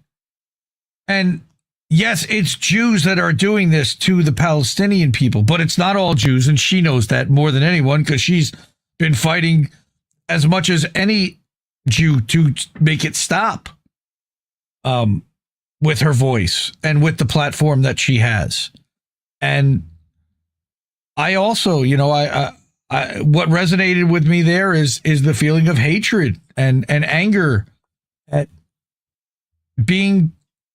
claiming that we're being represented by these people, that in any way, shape, or form, the connection that I have religiously with them could justify anything that they're doing, and that I would be okay with any of that And they're just speaking for me, you know, the douchebags like the Shy Davidi's and the Bill Ackmans. And this then becomes the perception of what Jewish people are to so many people. And it's just wrong. And I think that's part of what she's talking about. But of course, it's also using that religion as that justification, which we've never given our permission for, nor they've ever asked us, nor would they give a crap either way, because we've been screaming for 18 months, not in my name. And they continue to do it and spit in our faces and then say that we're not Jews and that we're self-hating Jews because we don't want Israel to murder Palestinian babies that are less than a year old. I'm with you, Nora. I love you, and thank you for all you're doing. Really, I hope a lot of people are out there. She is in the corner, showing their appreciation for being outspoken and speaking against our own community. There are not enough of us, and I also don't speak out as often as I could publicly. Part of that is because of family stuff, and it gets very complicated when you've got, you know, very close family members.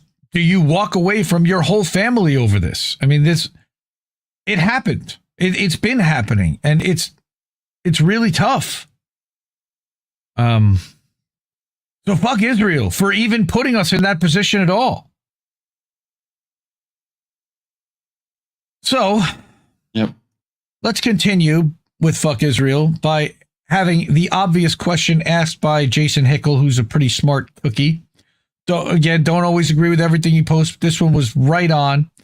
Just curious to know what the reaction would be if someone bombed virtually every hospital, every school, and most civilian housing in Israel, and then openly planned to implement concentration camps and ethnic cleansing there. Because that's being done in Gaza, and all I hear is silence. Cowardly, nauseating silence. So this isn't necessarily a story. Now, Lisa here, who's a Kennedy researcher for JFK and RFK, she's unfriended nearly everyone in her life for their silence at this point. And some people have done that, and I deeply respect the people who have.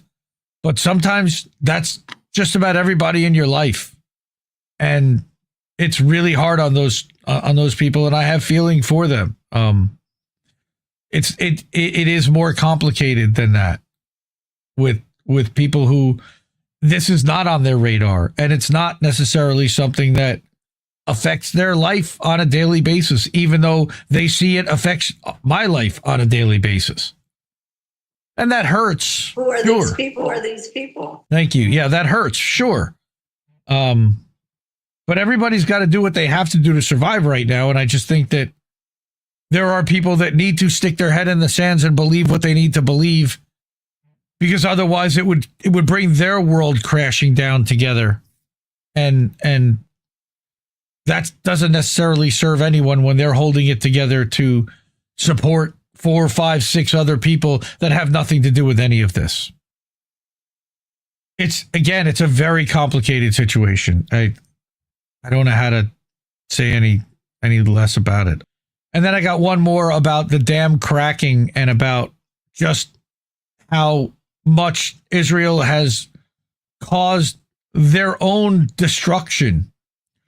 All right. This is a very powerful 2-minute speech from somebody I would never ordinarily bring on this show. It's a member of the House of Commons in Parliament. All right. Middle East Eye shared this. Speaking in front of the House of Commons, MP Mark Pritchard condemned Israel for its actions in Gaza and the occupied West Bank. And he says, I've supported Israel pretty much at all costs. And he says, I want to say that I got it wrong. And he's going to go a little bit more into this. He starts out by hedging, of course, right away. And we of course, don't like that. But we'll go here. Slideshow off. Okay. Let's make this go. Deputy Speaker, of course, Israel is an important security, trade, and democratic partner, but that gotta kiss their ass a little. Blank check. The fact is that 13,000 children have been killed, 25,000 have been injured, maimed, wounded, orphaned, some of them. And for many years, I've been in this house 20 years, I have supported Israel pretty much at all costs, quite frankly. But today, I want to say that I got it wrong. And I condemn Israel for what it is doing to the Palestinian people in Gaza and indeed in the West Bank. And I'd like to withdraw my support right now for the actions of Israel, what they are doing right now in Gaza. Of course, the hostages should be released. Of course, that Israel has a right to exist. Of course, the Israeli people, the Jewish people should have the right to live in peace. But so do the Palestinian people. And I've said it before, and I'll say it again, that the life of a Palestinian child is as precious as the life of a Jewish child. Again, and this particular moment in time, we've had lots of statements over the last 18 months.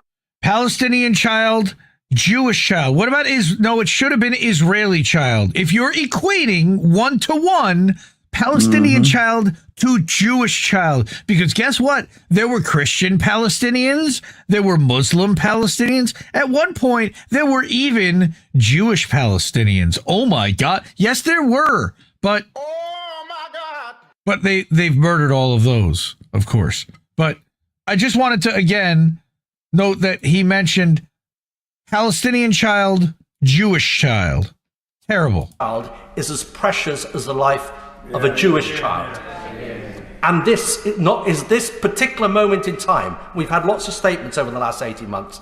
This is not only this Parliament's not greatest hour. I'm really concerned that this is a moment in history when people look back where we've got it wrong as a country. Can the minister stand up to our friends and allies in the United States and make a strong stand for humanity, for us being on the right side of history, for having the moral courage to lead, not just to follow the United States, and to make a difference? That's why we're all elected here. Let's stand up for life. Let's stand up for all children, not just Jewish children. And you heard some people there supporting him going, yay, yeah, yay. So that, again, Jacqueline Hemmings, thank you for the tip, $5 over on the Ko-fi. She says, it sounds like this MP is more scared of losing his seat in the next general election or by-election than he is worried about the Palestinian people. Maybe. That's the first half. I'm not going to lie. Maybe. He's saying the words. Yep. He's saying the words. Which has taken them how long to say the words? Well, that was about to be my other point, which took you how long to get even there? Right. Like, how many babies had to die before you figured that out? Before you had to say something? Move Reef over there. Recenter. He moved over. Okay. So, fuck Israel. I'm glad that there are at least some people starting to worry about this potentially being a political liability, because they certainly haven't worried about that for a while. And that's a good thing that they're doing this, Again, it's a pander to Israel. You couldn't expect them to go Claire daily, but for somebody who has been an ardent Israel supporter his entire career in Parliament, I don't know how long he's been there. It's always a good thing when somebody that they think is on their team stands up and goes, "Nah, this ain't right anymore, man. We got to stop this. We can't listen to the U.S. We can't take it up the wazoo from Israel." All right, even though they all do, again, it was a little pandering, sure, but at the same time, I haven't seen too many speeches like that in Parliament. So I'm happy to see at least some of it happening somewhere in the Five Eyes countries. It's been happening elsewhere for sure. We definitely won't get monetized for that. So thank you to everyone like Jackie Jack. She's already on that wall of fame. If you want to be on that wall of fame and you're not already, the ways to do that are down in the corner. Cash App, ko-fi.com/IndieNewsNetwork, and it'll make the Who Are These People show up on the screen. PayPal.me/IndieNewsNetwork, INNNewsletter.com, and live at IndieMediaToday.com also. Support independent media. We need it more than ever. Mwah. Ciao, baby. No! We just fucking lost the stream.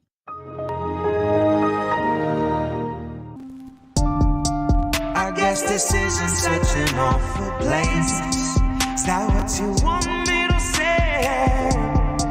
You prove it's possible to sleep for days, and I still think you're right here awake. The cost of living isn't much to make, but God, it's so hard to say. And when they told you everything was safe, were you safe?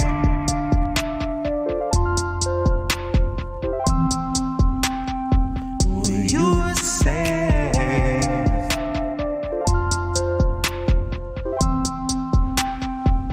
Were you safe?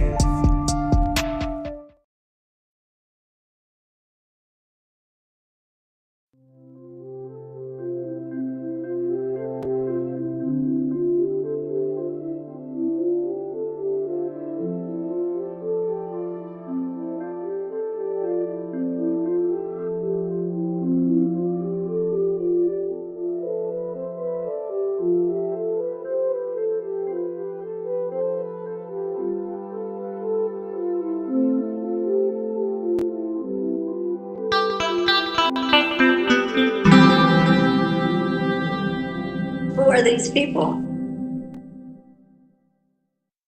The Jewish army. No, the Zionist army. Sorry. Rapscallion? No, the Christian and Jewish Zionist army and Arab Zionist army shot and killed a 12-year-old boy, Mohammed Bardawil, a key eyewitness to the paramedic massacre investigation. Mohammed was the sole survivor witness to the presence of Major Nikolai Ashurov and Israeli tanks during the execution of UN staff member Mr. Shatut. They executed this boy, 12 years old. Fuck Israel. That's where we're going to start. Next, I want to give a big shout out to UN Special Rapporteur on what's her title? Albanese. Yeah, on genocide. Francesca Albanese. Yeah. She says, as massacres and escalations in survivors dwindle, as massacres in Gaza escalate and survivors dwindle, I've made a decision. I will walk out of interviews that ask if I believe the figures from Gaza, as if incinerated children require proof and their numbers mattered. Also, if scores of journalists were murdered, who's left to independently verify? Oh yeah, also if they bombed every hospital and destroyed the Gaza Health Ministry, how the hell are they supposed to have any kind of count? Asking such questions is not journalism. Direction you can fuck. Yep. Off. Yeah, that's right. Asking such questions is not journalism. It's armchair ideology in a flak jacket. Amen, Francesca Albanese. Support, and she's always under attack by the Zionists, so support her. This one I didn't see anywhere else but Dan Cohen so far. The Israel Defense Magazine confirms that Israel is attacking Gaza with a new and unknown weapon system called Zikit 3.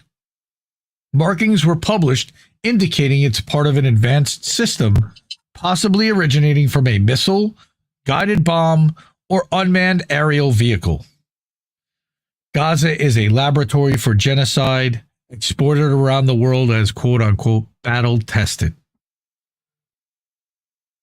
And I'll try to blow this up. I don't know if I can.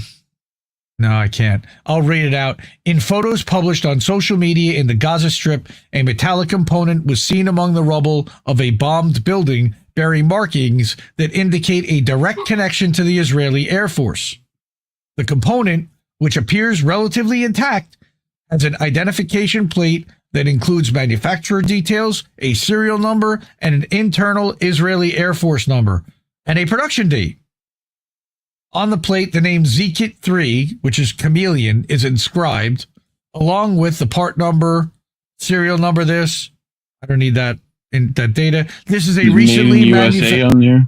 No, the production date, though, was February of 2025. This is a recently manufactured component which was likely used in an airstrike within Gaza, within the Strip. The images published by a local blogger named Hamza al-Masri show the component lying among broken concrete, stones, and electrical wires, illuminated by a flashlight at the site of the destruction. In one image, the identification plate is clearly visible. In another, the metallic body itself is shown, gray in color and resembling part of a guidance or stabilization system for a precision weapon. Again, this is from the Israeli Defense magazine themselves. The component's name is not known as part of any previously reported weapon system. At this stage, no official response has been issued by the IOF spokesperson or any Israeli security officials. The fact that this production date is February of 2025 indicates that it's a relatively new weapon manufactured this year. Its discovery in the Gaza Strip suggests it was used operationally in recent months. The component bears markings indicating it is part of an advanced system, possibly originating, like you said, from a missile-guided bomb or UAV, which is a drone. This clearly legible identification details preserved on the component allow for a direct connection to the Israeli Air Force, as indicated by the internal number, because they use IAF number on the stamping. The presence of such a component in Gaza provides the first visual documentation of an Israeli weapon previously unknown to the public, which was likely used in the most recent strikes in the area. Thanks, guys. Inconceivable. Thanks, guys. Really appreciate all that money, funding, and weaponry you're providing to these motherfuckers to commit genocide. Serenity now! Next, we got a Dave DeCamp article out of Anti-War.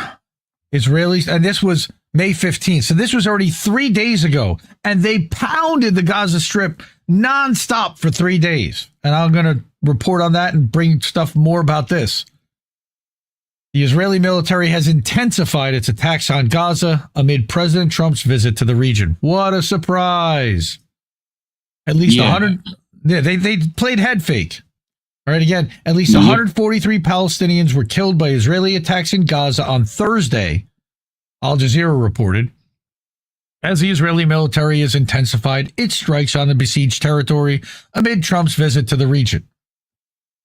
At least 16 more have been killed early Friday morning, Gaza time, as Israel continues to ramp up attacks, suggesting the Israeli military has started the next phase of its genocidal war. Yes. And then they're going to follow up with a ground invasion, allegedly.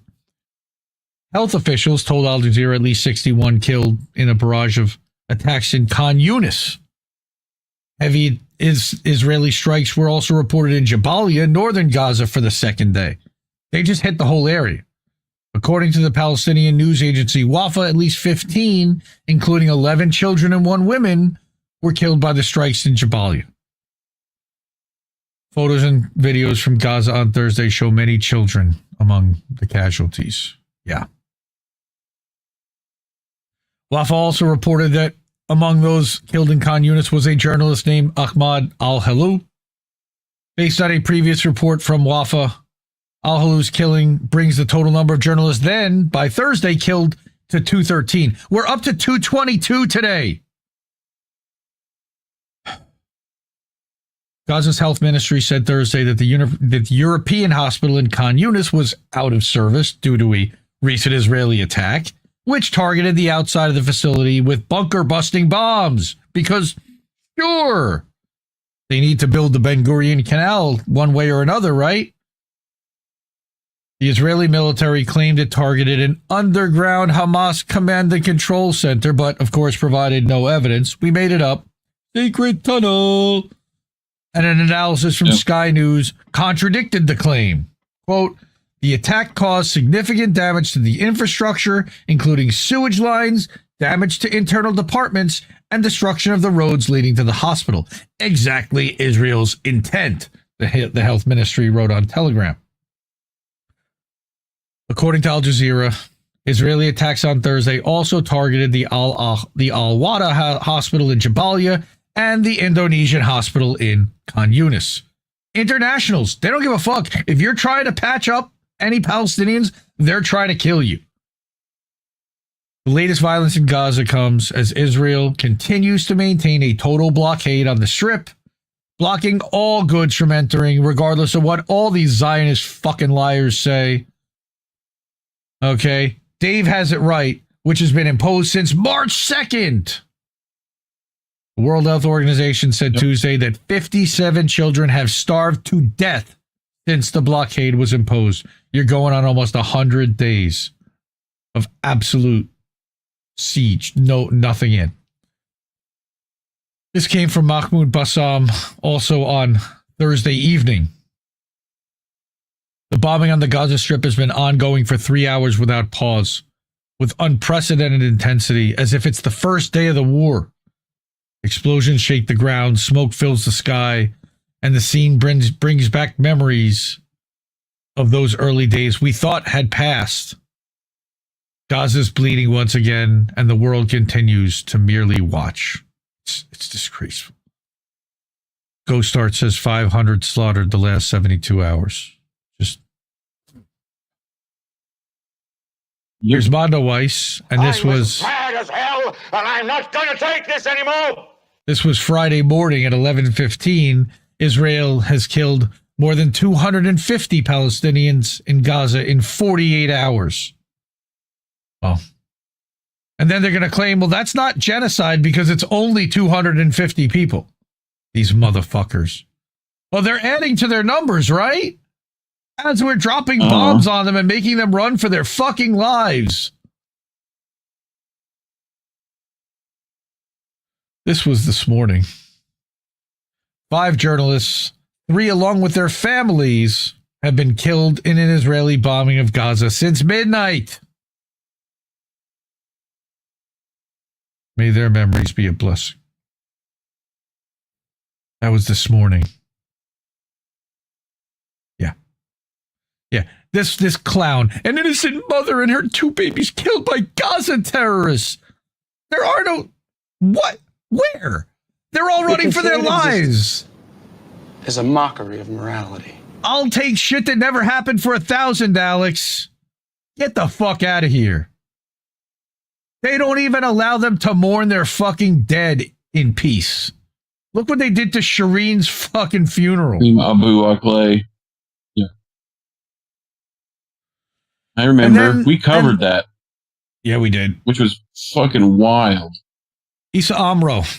We covered a couple weeks ago how the IDF stood by while his neighbors or while the Israeli settlers that are taking over the West Bank, destroying land and taking over houses, were fucking with him and cut up his tree and stole his tools. Well, they've been ramping up their attacks.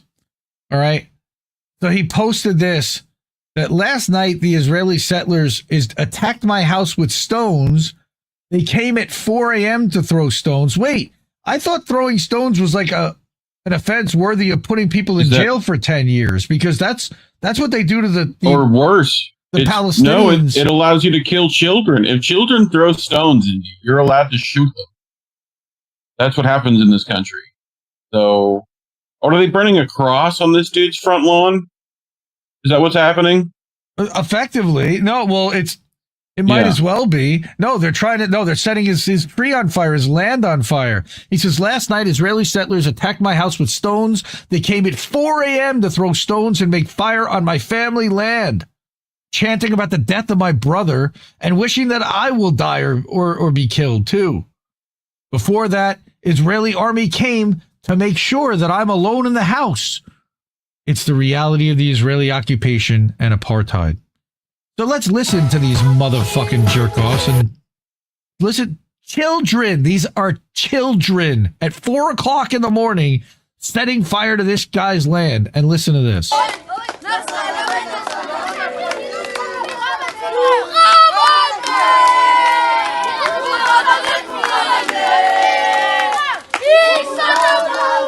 This is indoctrination. These children were brainwashed from birth. Cult shit.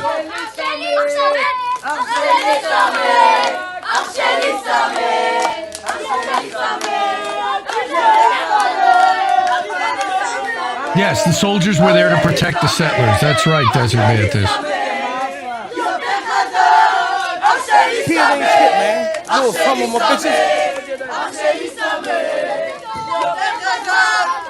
Wow, we got a super chat? Oh my God.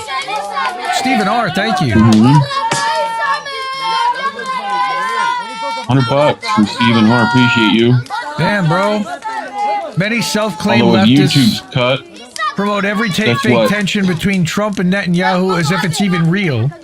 Easier to put your legs up and stop protesting if you pretend that Trump... I don't know what. Cut off there. That Trump is fighting anything or is gonna...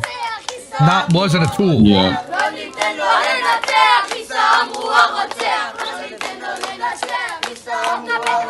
They're like using it. It's a, you should die is what they're saying. Yeah.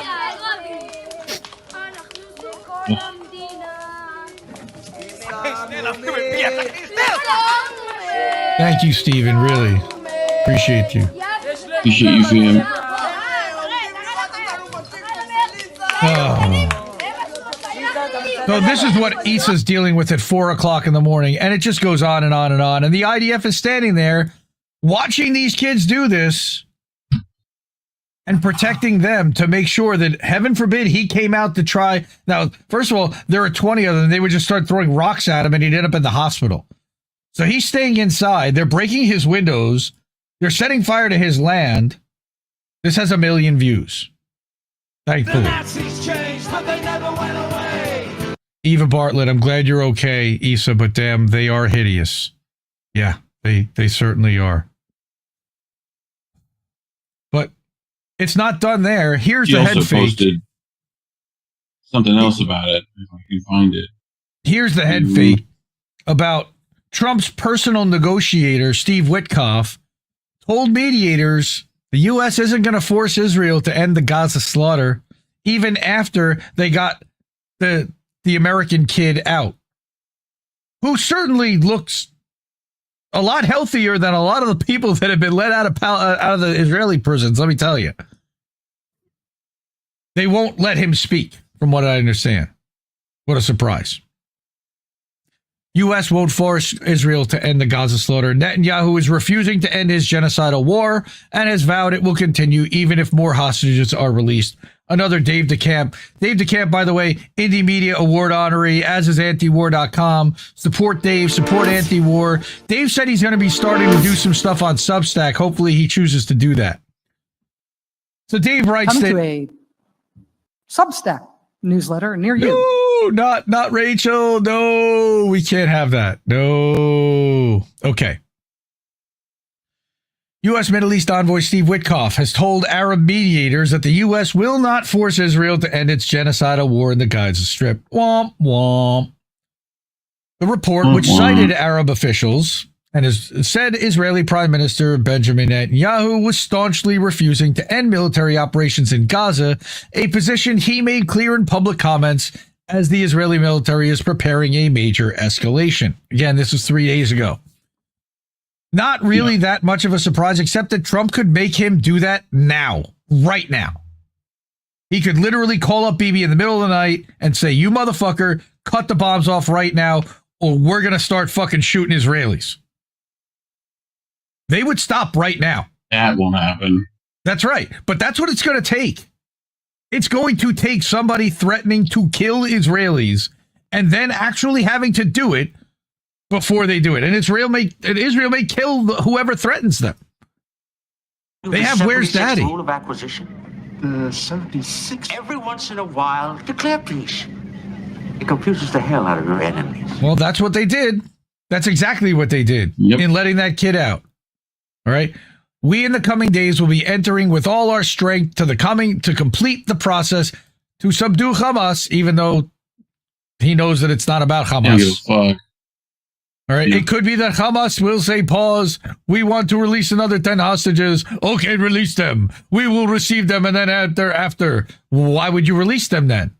But there will not be a situation where we stop the war. There is no war. It's only a slaughter and a massacre. War is when you could potentially get hit and lose, and there's some kind of an equal footing. War is not everybody. One side has all the tanks and all the money, and the other side has none.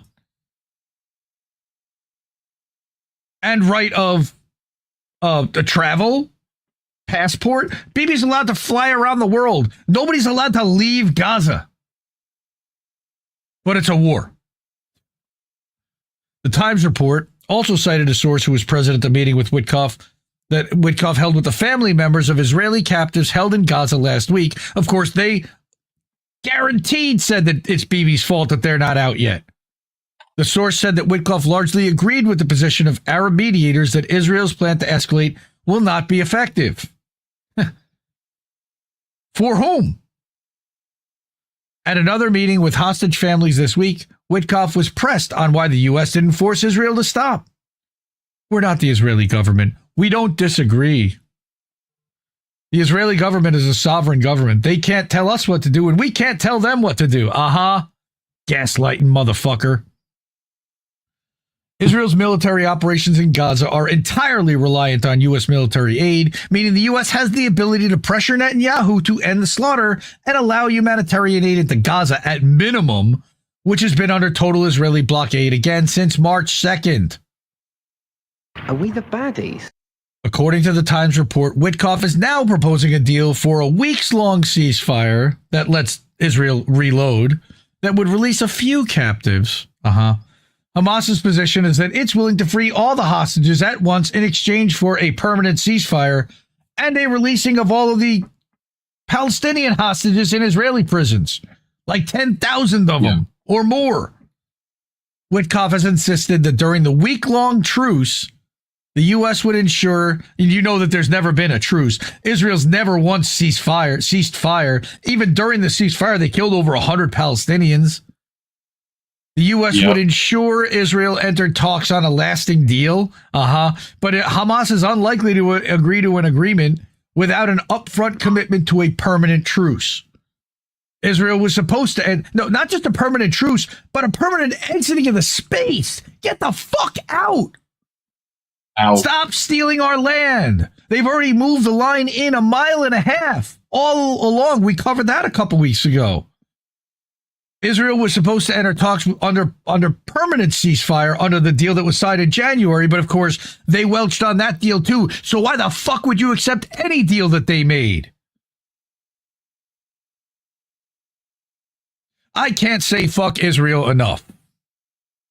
You better say free Palestine. We will definitely not be remonetized by YouTube. And you know what? I don't care. Yeah, my channel is until YouTube figures it out and turns me off. Don't give them I love you, Steve. Thank you. You just gave YouTube $30 out of that 100. I wish you got one of those other ways. Yep.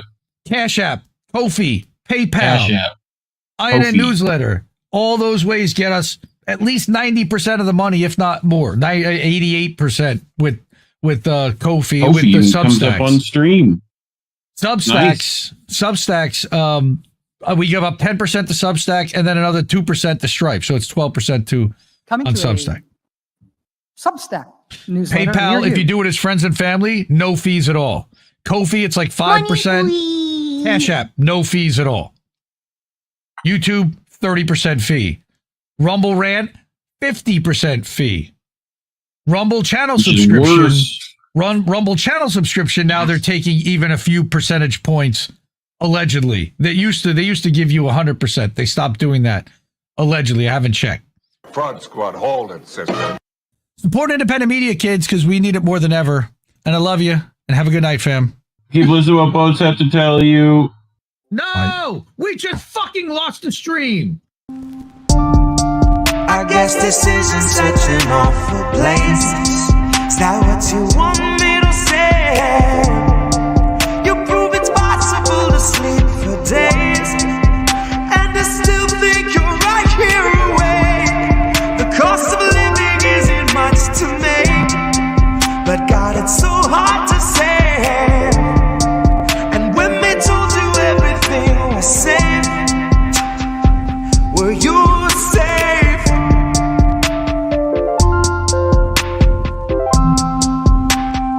Were you safe?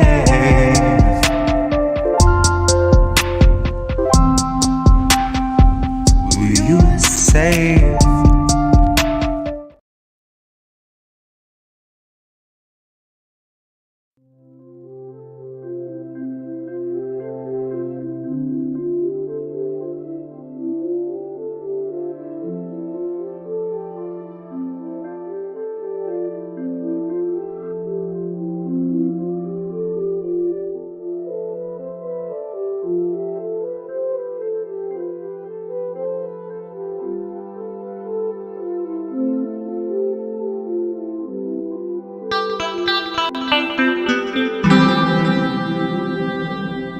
Who are these people?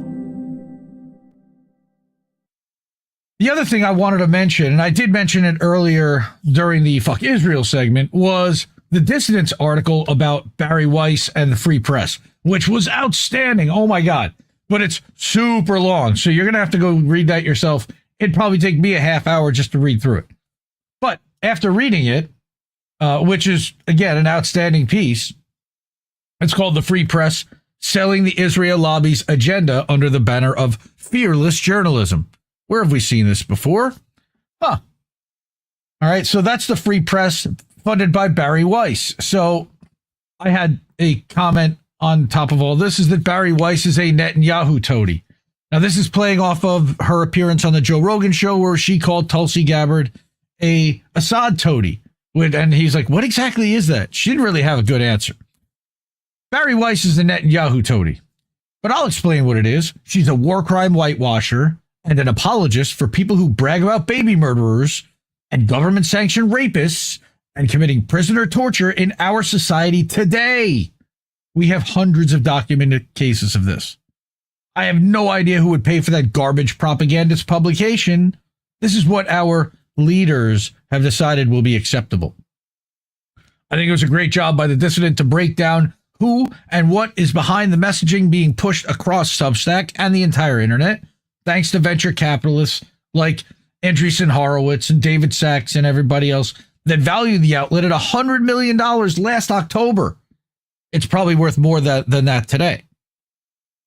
For what?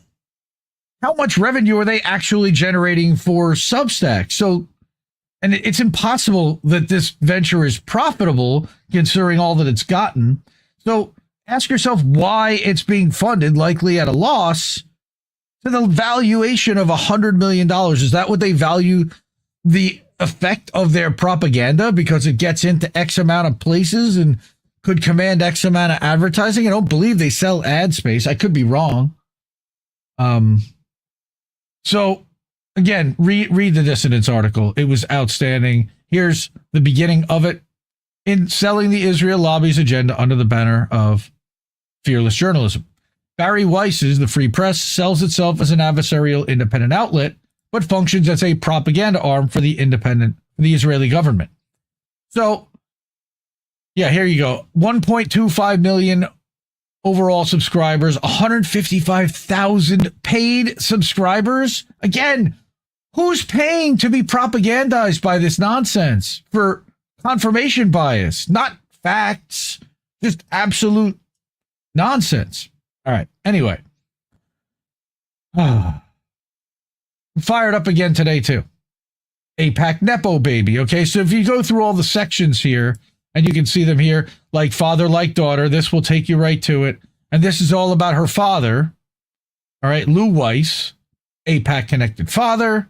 Then you have the Free Press, which originally launched as what, Common Sense, or a different name, and then changed it, rebranded. Here you go, Common Sense. Yep. After she left the New York Times, she launched this Substack outlet. By 2022, it had rebranded as the Free Press. Weiss raked in cash from VCs like Mark Andreessen, who also is a VC owner of both Substack and Stripe. That's the monetization arm for Substack. Okay, sample of type of reporting that the Free Press did is showcased in a 2022 mashup of the most thoughtful writers we know on the biggest stories of 2022 presented at the end of the year. Like, go against the mainstream consensus. Like, you know, now NIH director Jay Bhattacharya, he was part of that mainstream alternative media narrative, also involved with the wellness company, I believe. Don't quote me on that. Got to talk to Amazing Polly about where he sits in all of that. But he's not clean in all of this. And now he's part of the Trump admin. So they brought him into the fold. They bought his silence. All right, then there's the anti-free press, furthering the Israel lobby's agenda and all the ways that she's done that and that the outlet has, and then giving credit to where it's due. Right? In 2012, she set out to connect her Zionist activism to her journalism, and she's done a good job of doing that. The problem is that it's monstrous and disgusting and barbaric and criminal to the point, almost criminal to the point of whitewashing, criminalization, and war crimes. As sick as it is, she actually did a good job of pushing their craven and genocidal agenda under the guise of fearless journalism and free thinking. Well, if you want to compliment her for being a great propagandist, I guess, yes, she is an excellent propagandist. Oh, let me scroll down so you can see that. There it is right there.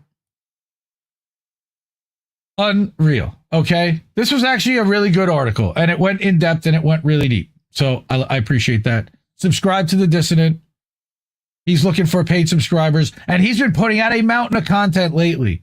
Let me just go back to the homepage here on the Dissident's Substack for a second and show you that in the last 3 days, 1, 2, 3, 4, 5 original articles in a few days, plus the Free Press article that was a super in-depth one. He's been hard at work. So support independent media, support our friend and INN co-founder, The Dissident. Yes, he was involved in the original 16. If you're able to, Adam means, please support the independent media you want to see. Those are the amazing people that have already done so. The ways to do it are Cash App, $, Indie News Network, Kodashfee.com/Indie News Network, PayPal.me/Indie News Network, and at INNnewsletter.com. Continue to support independent media because we need it more than ever. So many propagandists out there. Thank you so much for watching, and we'll see you next week. Take care, everyone. No! We just fucking lost the stream! You can't keep giving us nothing and think we're bluffing about coming for your heads. Why play civil if you won't listen? To 50,000 died, and now we know our mission. We form a militia, make Congress a prison.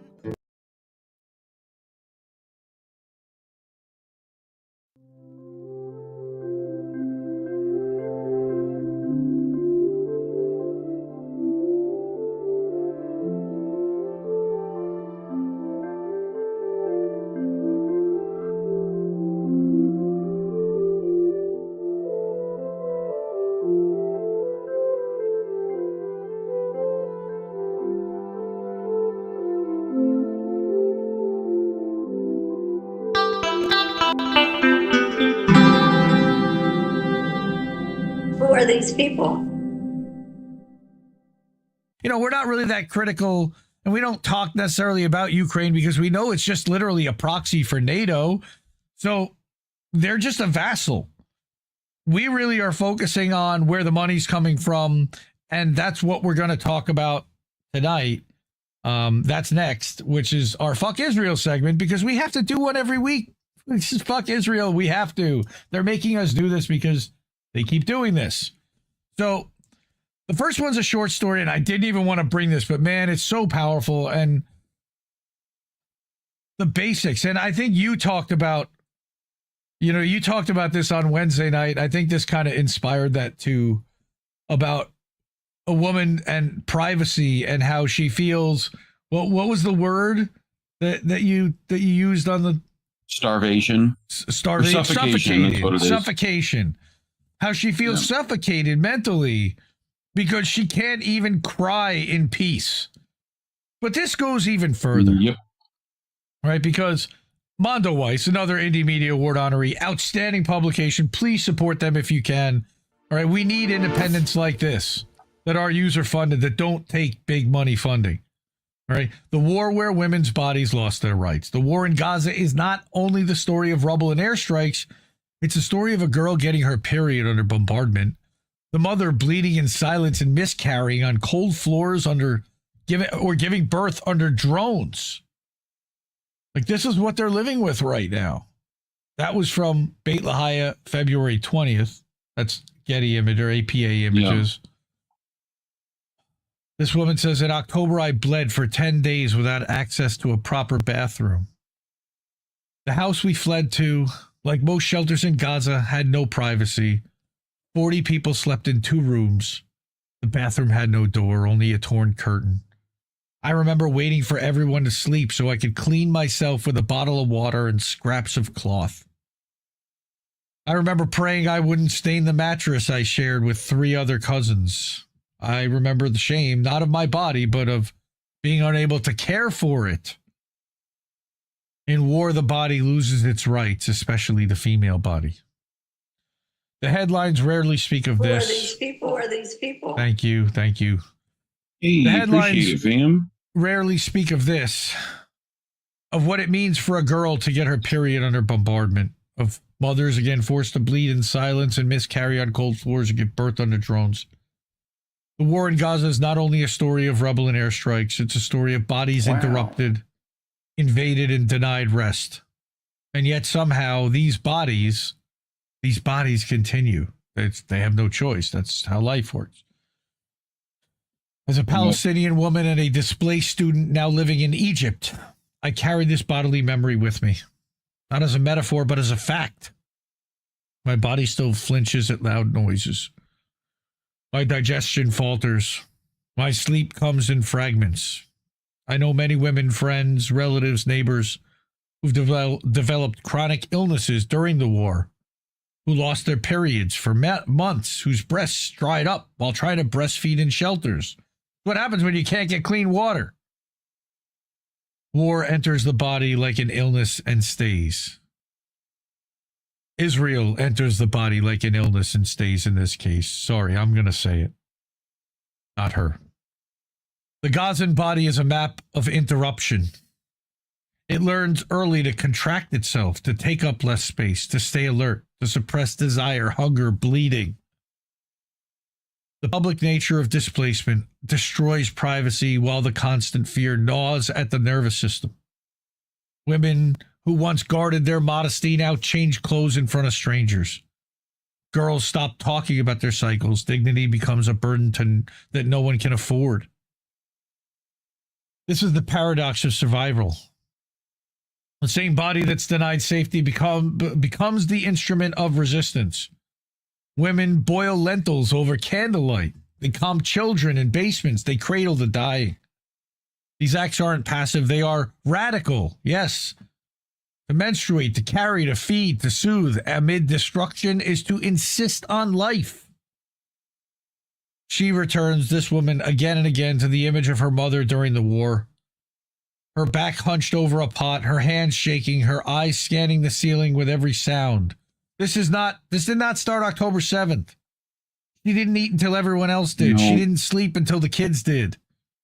Her body bore the architecture of war and motherhood all at once. She says she realizes now how political her exhaustion was, how her labor, like that of so many Palestinian women, defied the logic of annihilation, and we're going to use that word in a moment. That's Miriam Khatib. There is no tent for the body in Gaza. No safe space where the female body can unfold without fear. The war strips us bare, not only of our homes and belongings, but of the rituals that make us human, bathing, menstruating, grieving in private. But without even shelter, our bodies endure. They remember, they resist. And maybe in their trembling persistence, they write the truest history of all. And I don't want stories like this to end up erased and ignored and disappear. And that's why I bring them here. Yeah. Because this shit needs to be told. We cannot let this get swept under the rug. We did this. Israel did this. We, the collective we, as the United States, did this. Armed and funded this. Don't turn away. So fuck Israel for that. Annihilation. Speaking of Annihilation, oh my God, which is perfect from an account called I Really Hate You. This is the Gaza Strip. The entire red zone is now an annihilation zone, as the Israeli army calls it. They want to put all 2 million Palestinian people into these little camps, which are concentrated in certain areas. Huh. Camps that are concentrated. Where have I heard that before? And of course, that doesn't mean they'll stop bombing the green zone, as I Really Hate You reminds us. Yep. It just means that that's the only place they're allowed to go now, because the rest of it's going to become a construction zone. And notice that they've already gotten sections of waterfront property marked off as their own. So fuck Israel for that. Next. Narrative change time. Hey, let's play a little video here. Anybody hear about this? So, on May 21st, what day was that? I think you did. That was Wednesday morning. On Wednesday morning, the IDF opened fire on foreign diplomats. Obviously, they were unarmed and not terrorists, but the IDF thought they were civilians and, of course, needed to be slaughtered. So let's listen to these 15 seconds. Oh, my God. Diplomatic community. جيش الاحتلال يطلق النار على وفد الاحتلال تواجدنا يطلق النار بشكل مباشر. Better run. بشكل مباشر. هي. Thanks. So they apologized for that. So they apologized and we're like, yeah, sorry. We're sorry. We're sorry. We're sorry. We're sorry. We're so sorry. Right? Okay, well... Jesus Christ. But somebody decided that a narrative change was necessary, and let's see why. Here's what happened. So Rob Durden, our brother at INN, check out my one-on-one with Rob Durden from end of March, which you can find at INNnewsletter.com, among other places.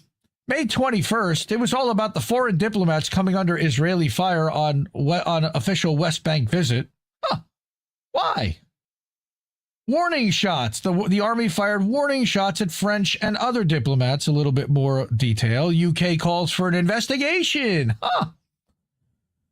And Israel was condemned over their troops being in the occupied West Bank firing warning shots. So, the next day, that night, there was a shooting in front of the Holocaust Museum in D.C., and now the narrative tended to change. Instantly, overnight, all those headlines were gone. Nobody was calling any outcry for anything over a... Wait, diplomats got shot at? What? It's a psyop. So, remember they got shot at. Okay. Let's hear what our friend Fiorella has to say. Fiorella Isabel, independent journalist, Indie Media Award honoree, of course, inaugural class 2022. She's over on Substack. This is substack.com/@Fiorella She says on notes, let me make it very clear. The assassination of Israeli, which is funny, Christian Zionist embassy staff by Elias Rodriguez, is the confessed shooter, allegedly, is extremely suspect, as he reportedly stayed and ensured everyone filmed him shouting Free Palestine, and the manifesto released to one of the most unreliable establishment sources cosplaying as an independent journalist. Fucking flippin' douche. In a process Sorry, we know I'll nothing. say it. In a process we know nothing about. Well, we've been here before, haven't we? False flags are as American as apple pie. And let's remind everyone. Come on. And let's remind everyone that false flags don't mean that nobody gets hurt. It just means that it's designed to change the narrative and to shift public perception over what actually happened. And in this case, what actually happened was that Israel was shooting at diplomats and they needed a narrative change. So somebody decided, well, let's activate this. Now, what's really interesting is that the guy at the embassy was a Christian Zionist. He wasn't even Jewish, and we'll talk about that with the way they've been trying to conflate Judaism and Zionism, but ignore the Christian Zionist side. I thought it was interesting how they brought that in, but she continues and says that this also comes as Israel unleashed one of its worst massacres in recent history against Gaza refugees, killing at least 500 souls in a week. And we didn't even mention that. And I'm sorry for not. Nope. The majority of the world has turned against it for its months of atrocities, year and a half plus. So sure, something like this would, in the West, affect the protesting and support. It would work in favor of Israel to a degree, but for the people saying this is going to hurt the movement for Palestine, I ask, what movement and from what? The U.S. media and government have not only been ignoring this genocide for almost 2 years, but entirely justifying it while our government funds it. The Palestinian movement as a whole has been vilified and persecuted by both Democrats and Republicans and is now being used to expand the surveillance state. In the U.S., this movement is very weak and relies on a lack of understanding about the history of U.S. interventionism and foreign policy related to Palestine. Totally agree. How can you, when it's happening to, and our tax dollars are complicit in a modern day Holocaust? Are you truly standing against it by not doing enough? If it weren't this incident, they just use another or even manufacture consent like they've been doing by making Zionists the victims as they murder children on the daily. The baby murder is just insane to me. Most in West Asia didn't bat an eye other than to laugh if we in the West think we'll stop focusing on what Israel's doing over this. All right. It's what you believe. Well, you know nothing about armed resistance or the plight of Palestinians, if that's what you believe. Whether the manifesto is real, of course, is inherently correct in its statement, especially this, quote, the atrocities committed by the Israelis against Palestine defy description and defy quantification, unquote. Almost like it was written at Langley. Zionists don't need an excuse. They'll create one as they have for decades. Western pundits merely focused on how bad is this for Palestine are thinking about their own virtue signals as children are being starved to death, families are being bombed, and people burned alive in refugee camps and hospitals full of rubble. They condemn what Yemen's doing as an act of war, what protesters do, what Aaron Bushnell did, what Luigi Mangione allegedly did is going too far. And what he's accused of doing, at least. Is it when nothing changes? Doesn't the fault lie on the lack of action as the ultimate culprit, as these consequences of these silent perpetrators? In war, it does. And we're at war against a fascist entity, whether we realize it or not. Hundreds of thousands are being exterminated in a Holocaust. And if you think an act of either desperation or entire manipulation is going to throttle a movement that's inherent in every Palestinian and resistance-born human that experienced such violence and destruction, you couldn't even conceive it in your mind, you don't understand resistance at all. So kindly to all clutching their pearls about how this goes too far, to those with wide open mouths, aghast, saying they condemn the heinous act, no one cares about your condemnations or your virtue signals. Ever so kindly, shut the entire fuck up, sit down, and learn a bit about the world outside your safe Western quarters. You wouldn't survive even half a day. And she links to the alleged manifesto. And here's the video. where he's not beaten up by cops. He's handled awfully well. He's not muffled. And then he's allowed to sit on a bench right there on the other side of the door. Like, really? Really? This is allegedly the guy that did it? He murdered 2 people in cold blood, admits he did it, and they treated him like this? Now, Inconceivable! right? Inconceivable! I love him. Wallace Shawn. Now, Inconceivable. Infee's mentions or replies here was something from BetBeat Media. And I wanted to bring this up because I like Kareem and I like Peter, and go support them. They're outstanding. They did a great sit down with Fee and Vanessa recently. And they replied to Fiorella and asked that the false flag seems so stupid to me. Targeting Israelis is something many people now really don't even care about, which I guess. But if you do a false flag, wouldn't you target a synagogue to show, hey, look how these pro-Palestinians are anti-Semitic? You see?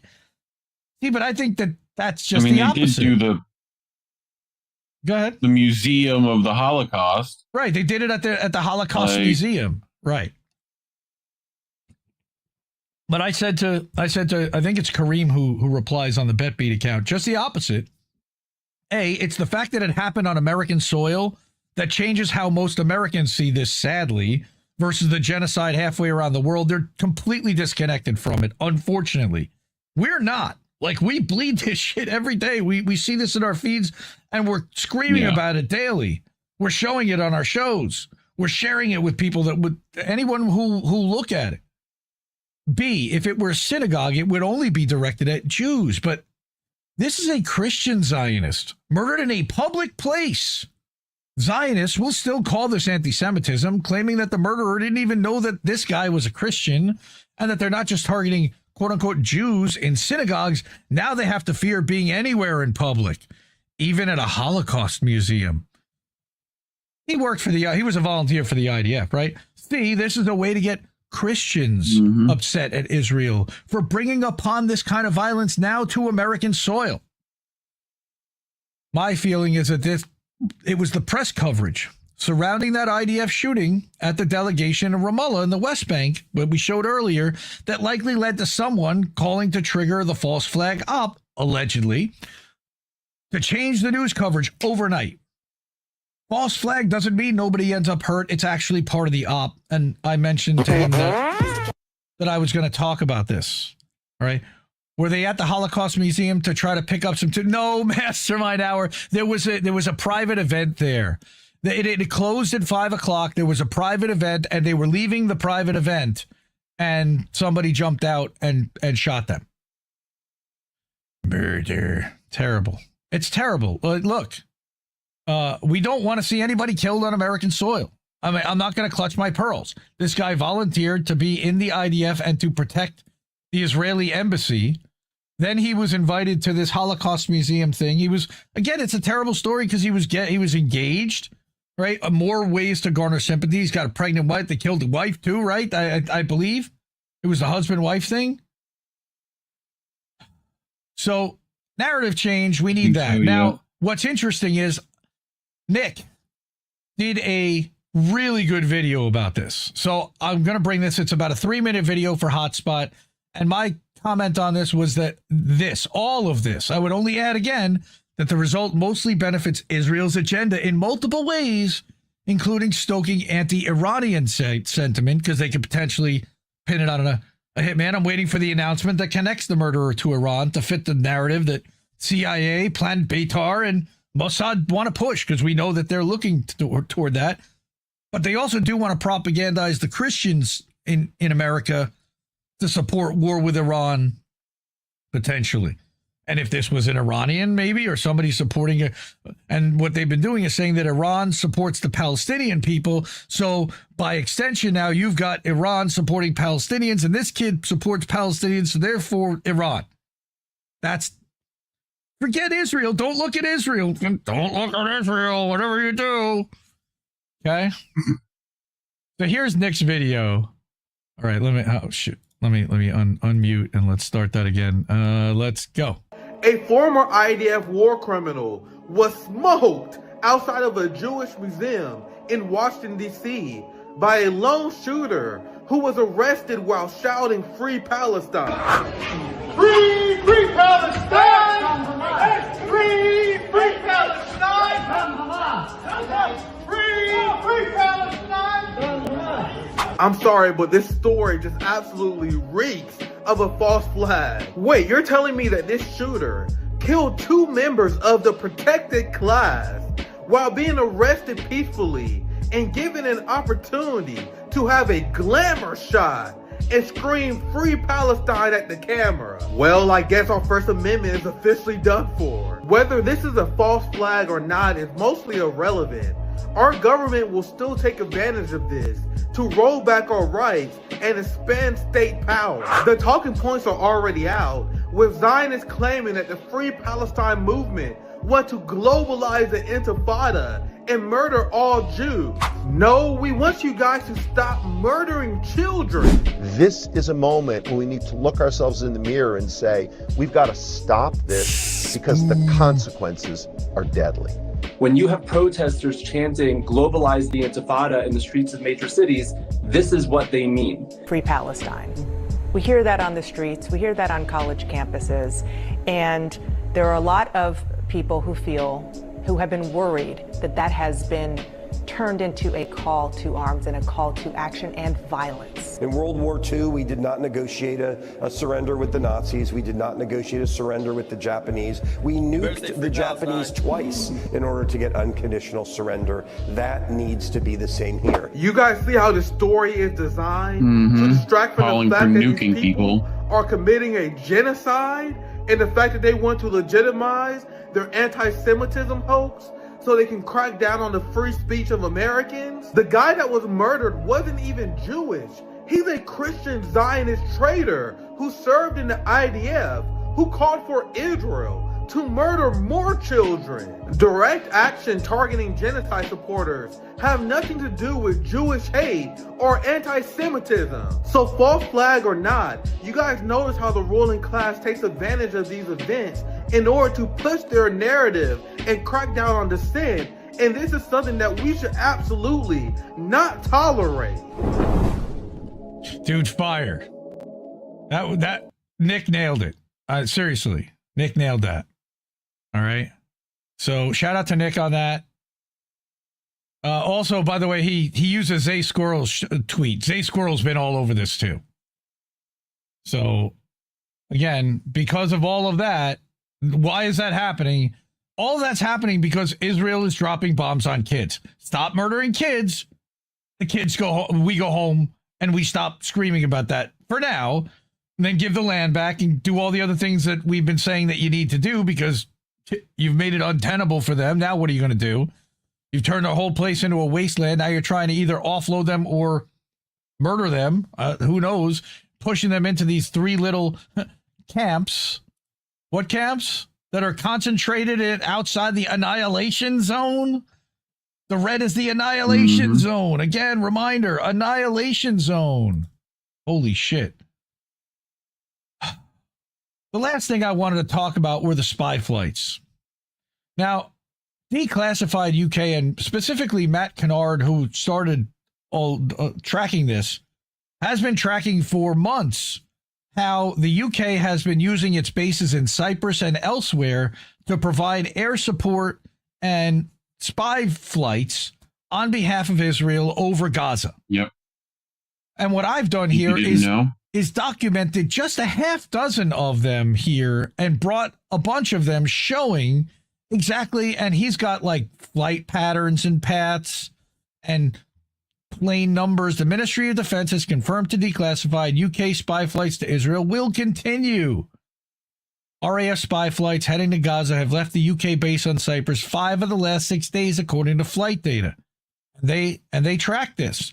And look at that. It kind of disappears off radar right before it hits to this area right here. Huh. I wonder why they went dark. Interesting. All right. So that was May 20th. That was on Tuesday. But this is not new. So This was back in April. You had Matt Kennard. All right. Last week, a U.S. military CN-235 went from Britain's base to Cyprus to Tel Aviv, believed to be used by special forces. Okay, UK government refuses to divulge any information about U.S. use of RAF Akrotiri, that's Cyprus, including what planes are landing or what they're carrying. That's weird. We think that this might have been actually for the delegation that was scheduled to go for Trump and or Vance even potentially. All right. But we're speculating. We don't know. Here's another one. All right. And this again was from April 29th. All right. As Mustafa signed this new memorandum of understanding with David Lammy, the foreign secretary, the UK literally had a spy plane in the air over Gaza collecting intel for Israel to help it carry out its genocide. All right. Palestinian Authority is co-opted Vichy regime. 7 UK soldiers are permanently based in Ramallah training its security forces. What does that tell you about the Palestinian Authority? They eat their own. Go check the segment. Okay. Now, this was back on May 1st. Yesterday, Keir Starmer sent a huge A400M military transport plane for the UK base in Cyprus to Tel Aviv. The A400M can carry 116 soldiers and an array of weapons, including Chinook helicopters. Britain is a participant in the Gaza genocide. You, British citizens, are paying for this. There's the flight. Wee-hoo. Not cool. Amazing work by Matt. Okay. And then on May 2nd, the next day, Britain is still sending spy flights over Gaza to gather intelligence for Israel on its imprisoned, starved population. This one was in the sky over Gaza last night as Israel's drones bombed the aid flotilla in international waters. ICC must intervene as a matter of urgency. Well, we saw what they did to the ICC. They sanctioned the lead prosecutor and charged him with a crime. Yeah. Fake news. Yeah. Fake news. Hilarious. This is meanwhile while Starmer and fucking other bullshit are trying to feign fucking sympathy. Yes. Like, fuck you. All right. Here's Craig Murray. Israel bombed the civilian cargo vessel in international waters off Malta carrying just aid and peace campaigners. It was the one that Greta was supposed to be on. All right. Yeah. Spy flights. Here's another one. May 6th. Last night, a U.S. military C-295 plane flew from U.S.-UK base on Cyprus to Tel Aviv. Labor is refusing to divulge any info about American use of Akrotiri. This plane is used by special forces. It parked in Israel for 2 hours and then flew back. What was it dropping off? Soldiers, equipment. Who knows? So that's the spy flights. And finally, I wanted to make mention, because I saw this come up today, and we have been talking about Dr. Hussam Abu Safia since he walked up to that tank and got into the back of it, which was apparently 150 days ago.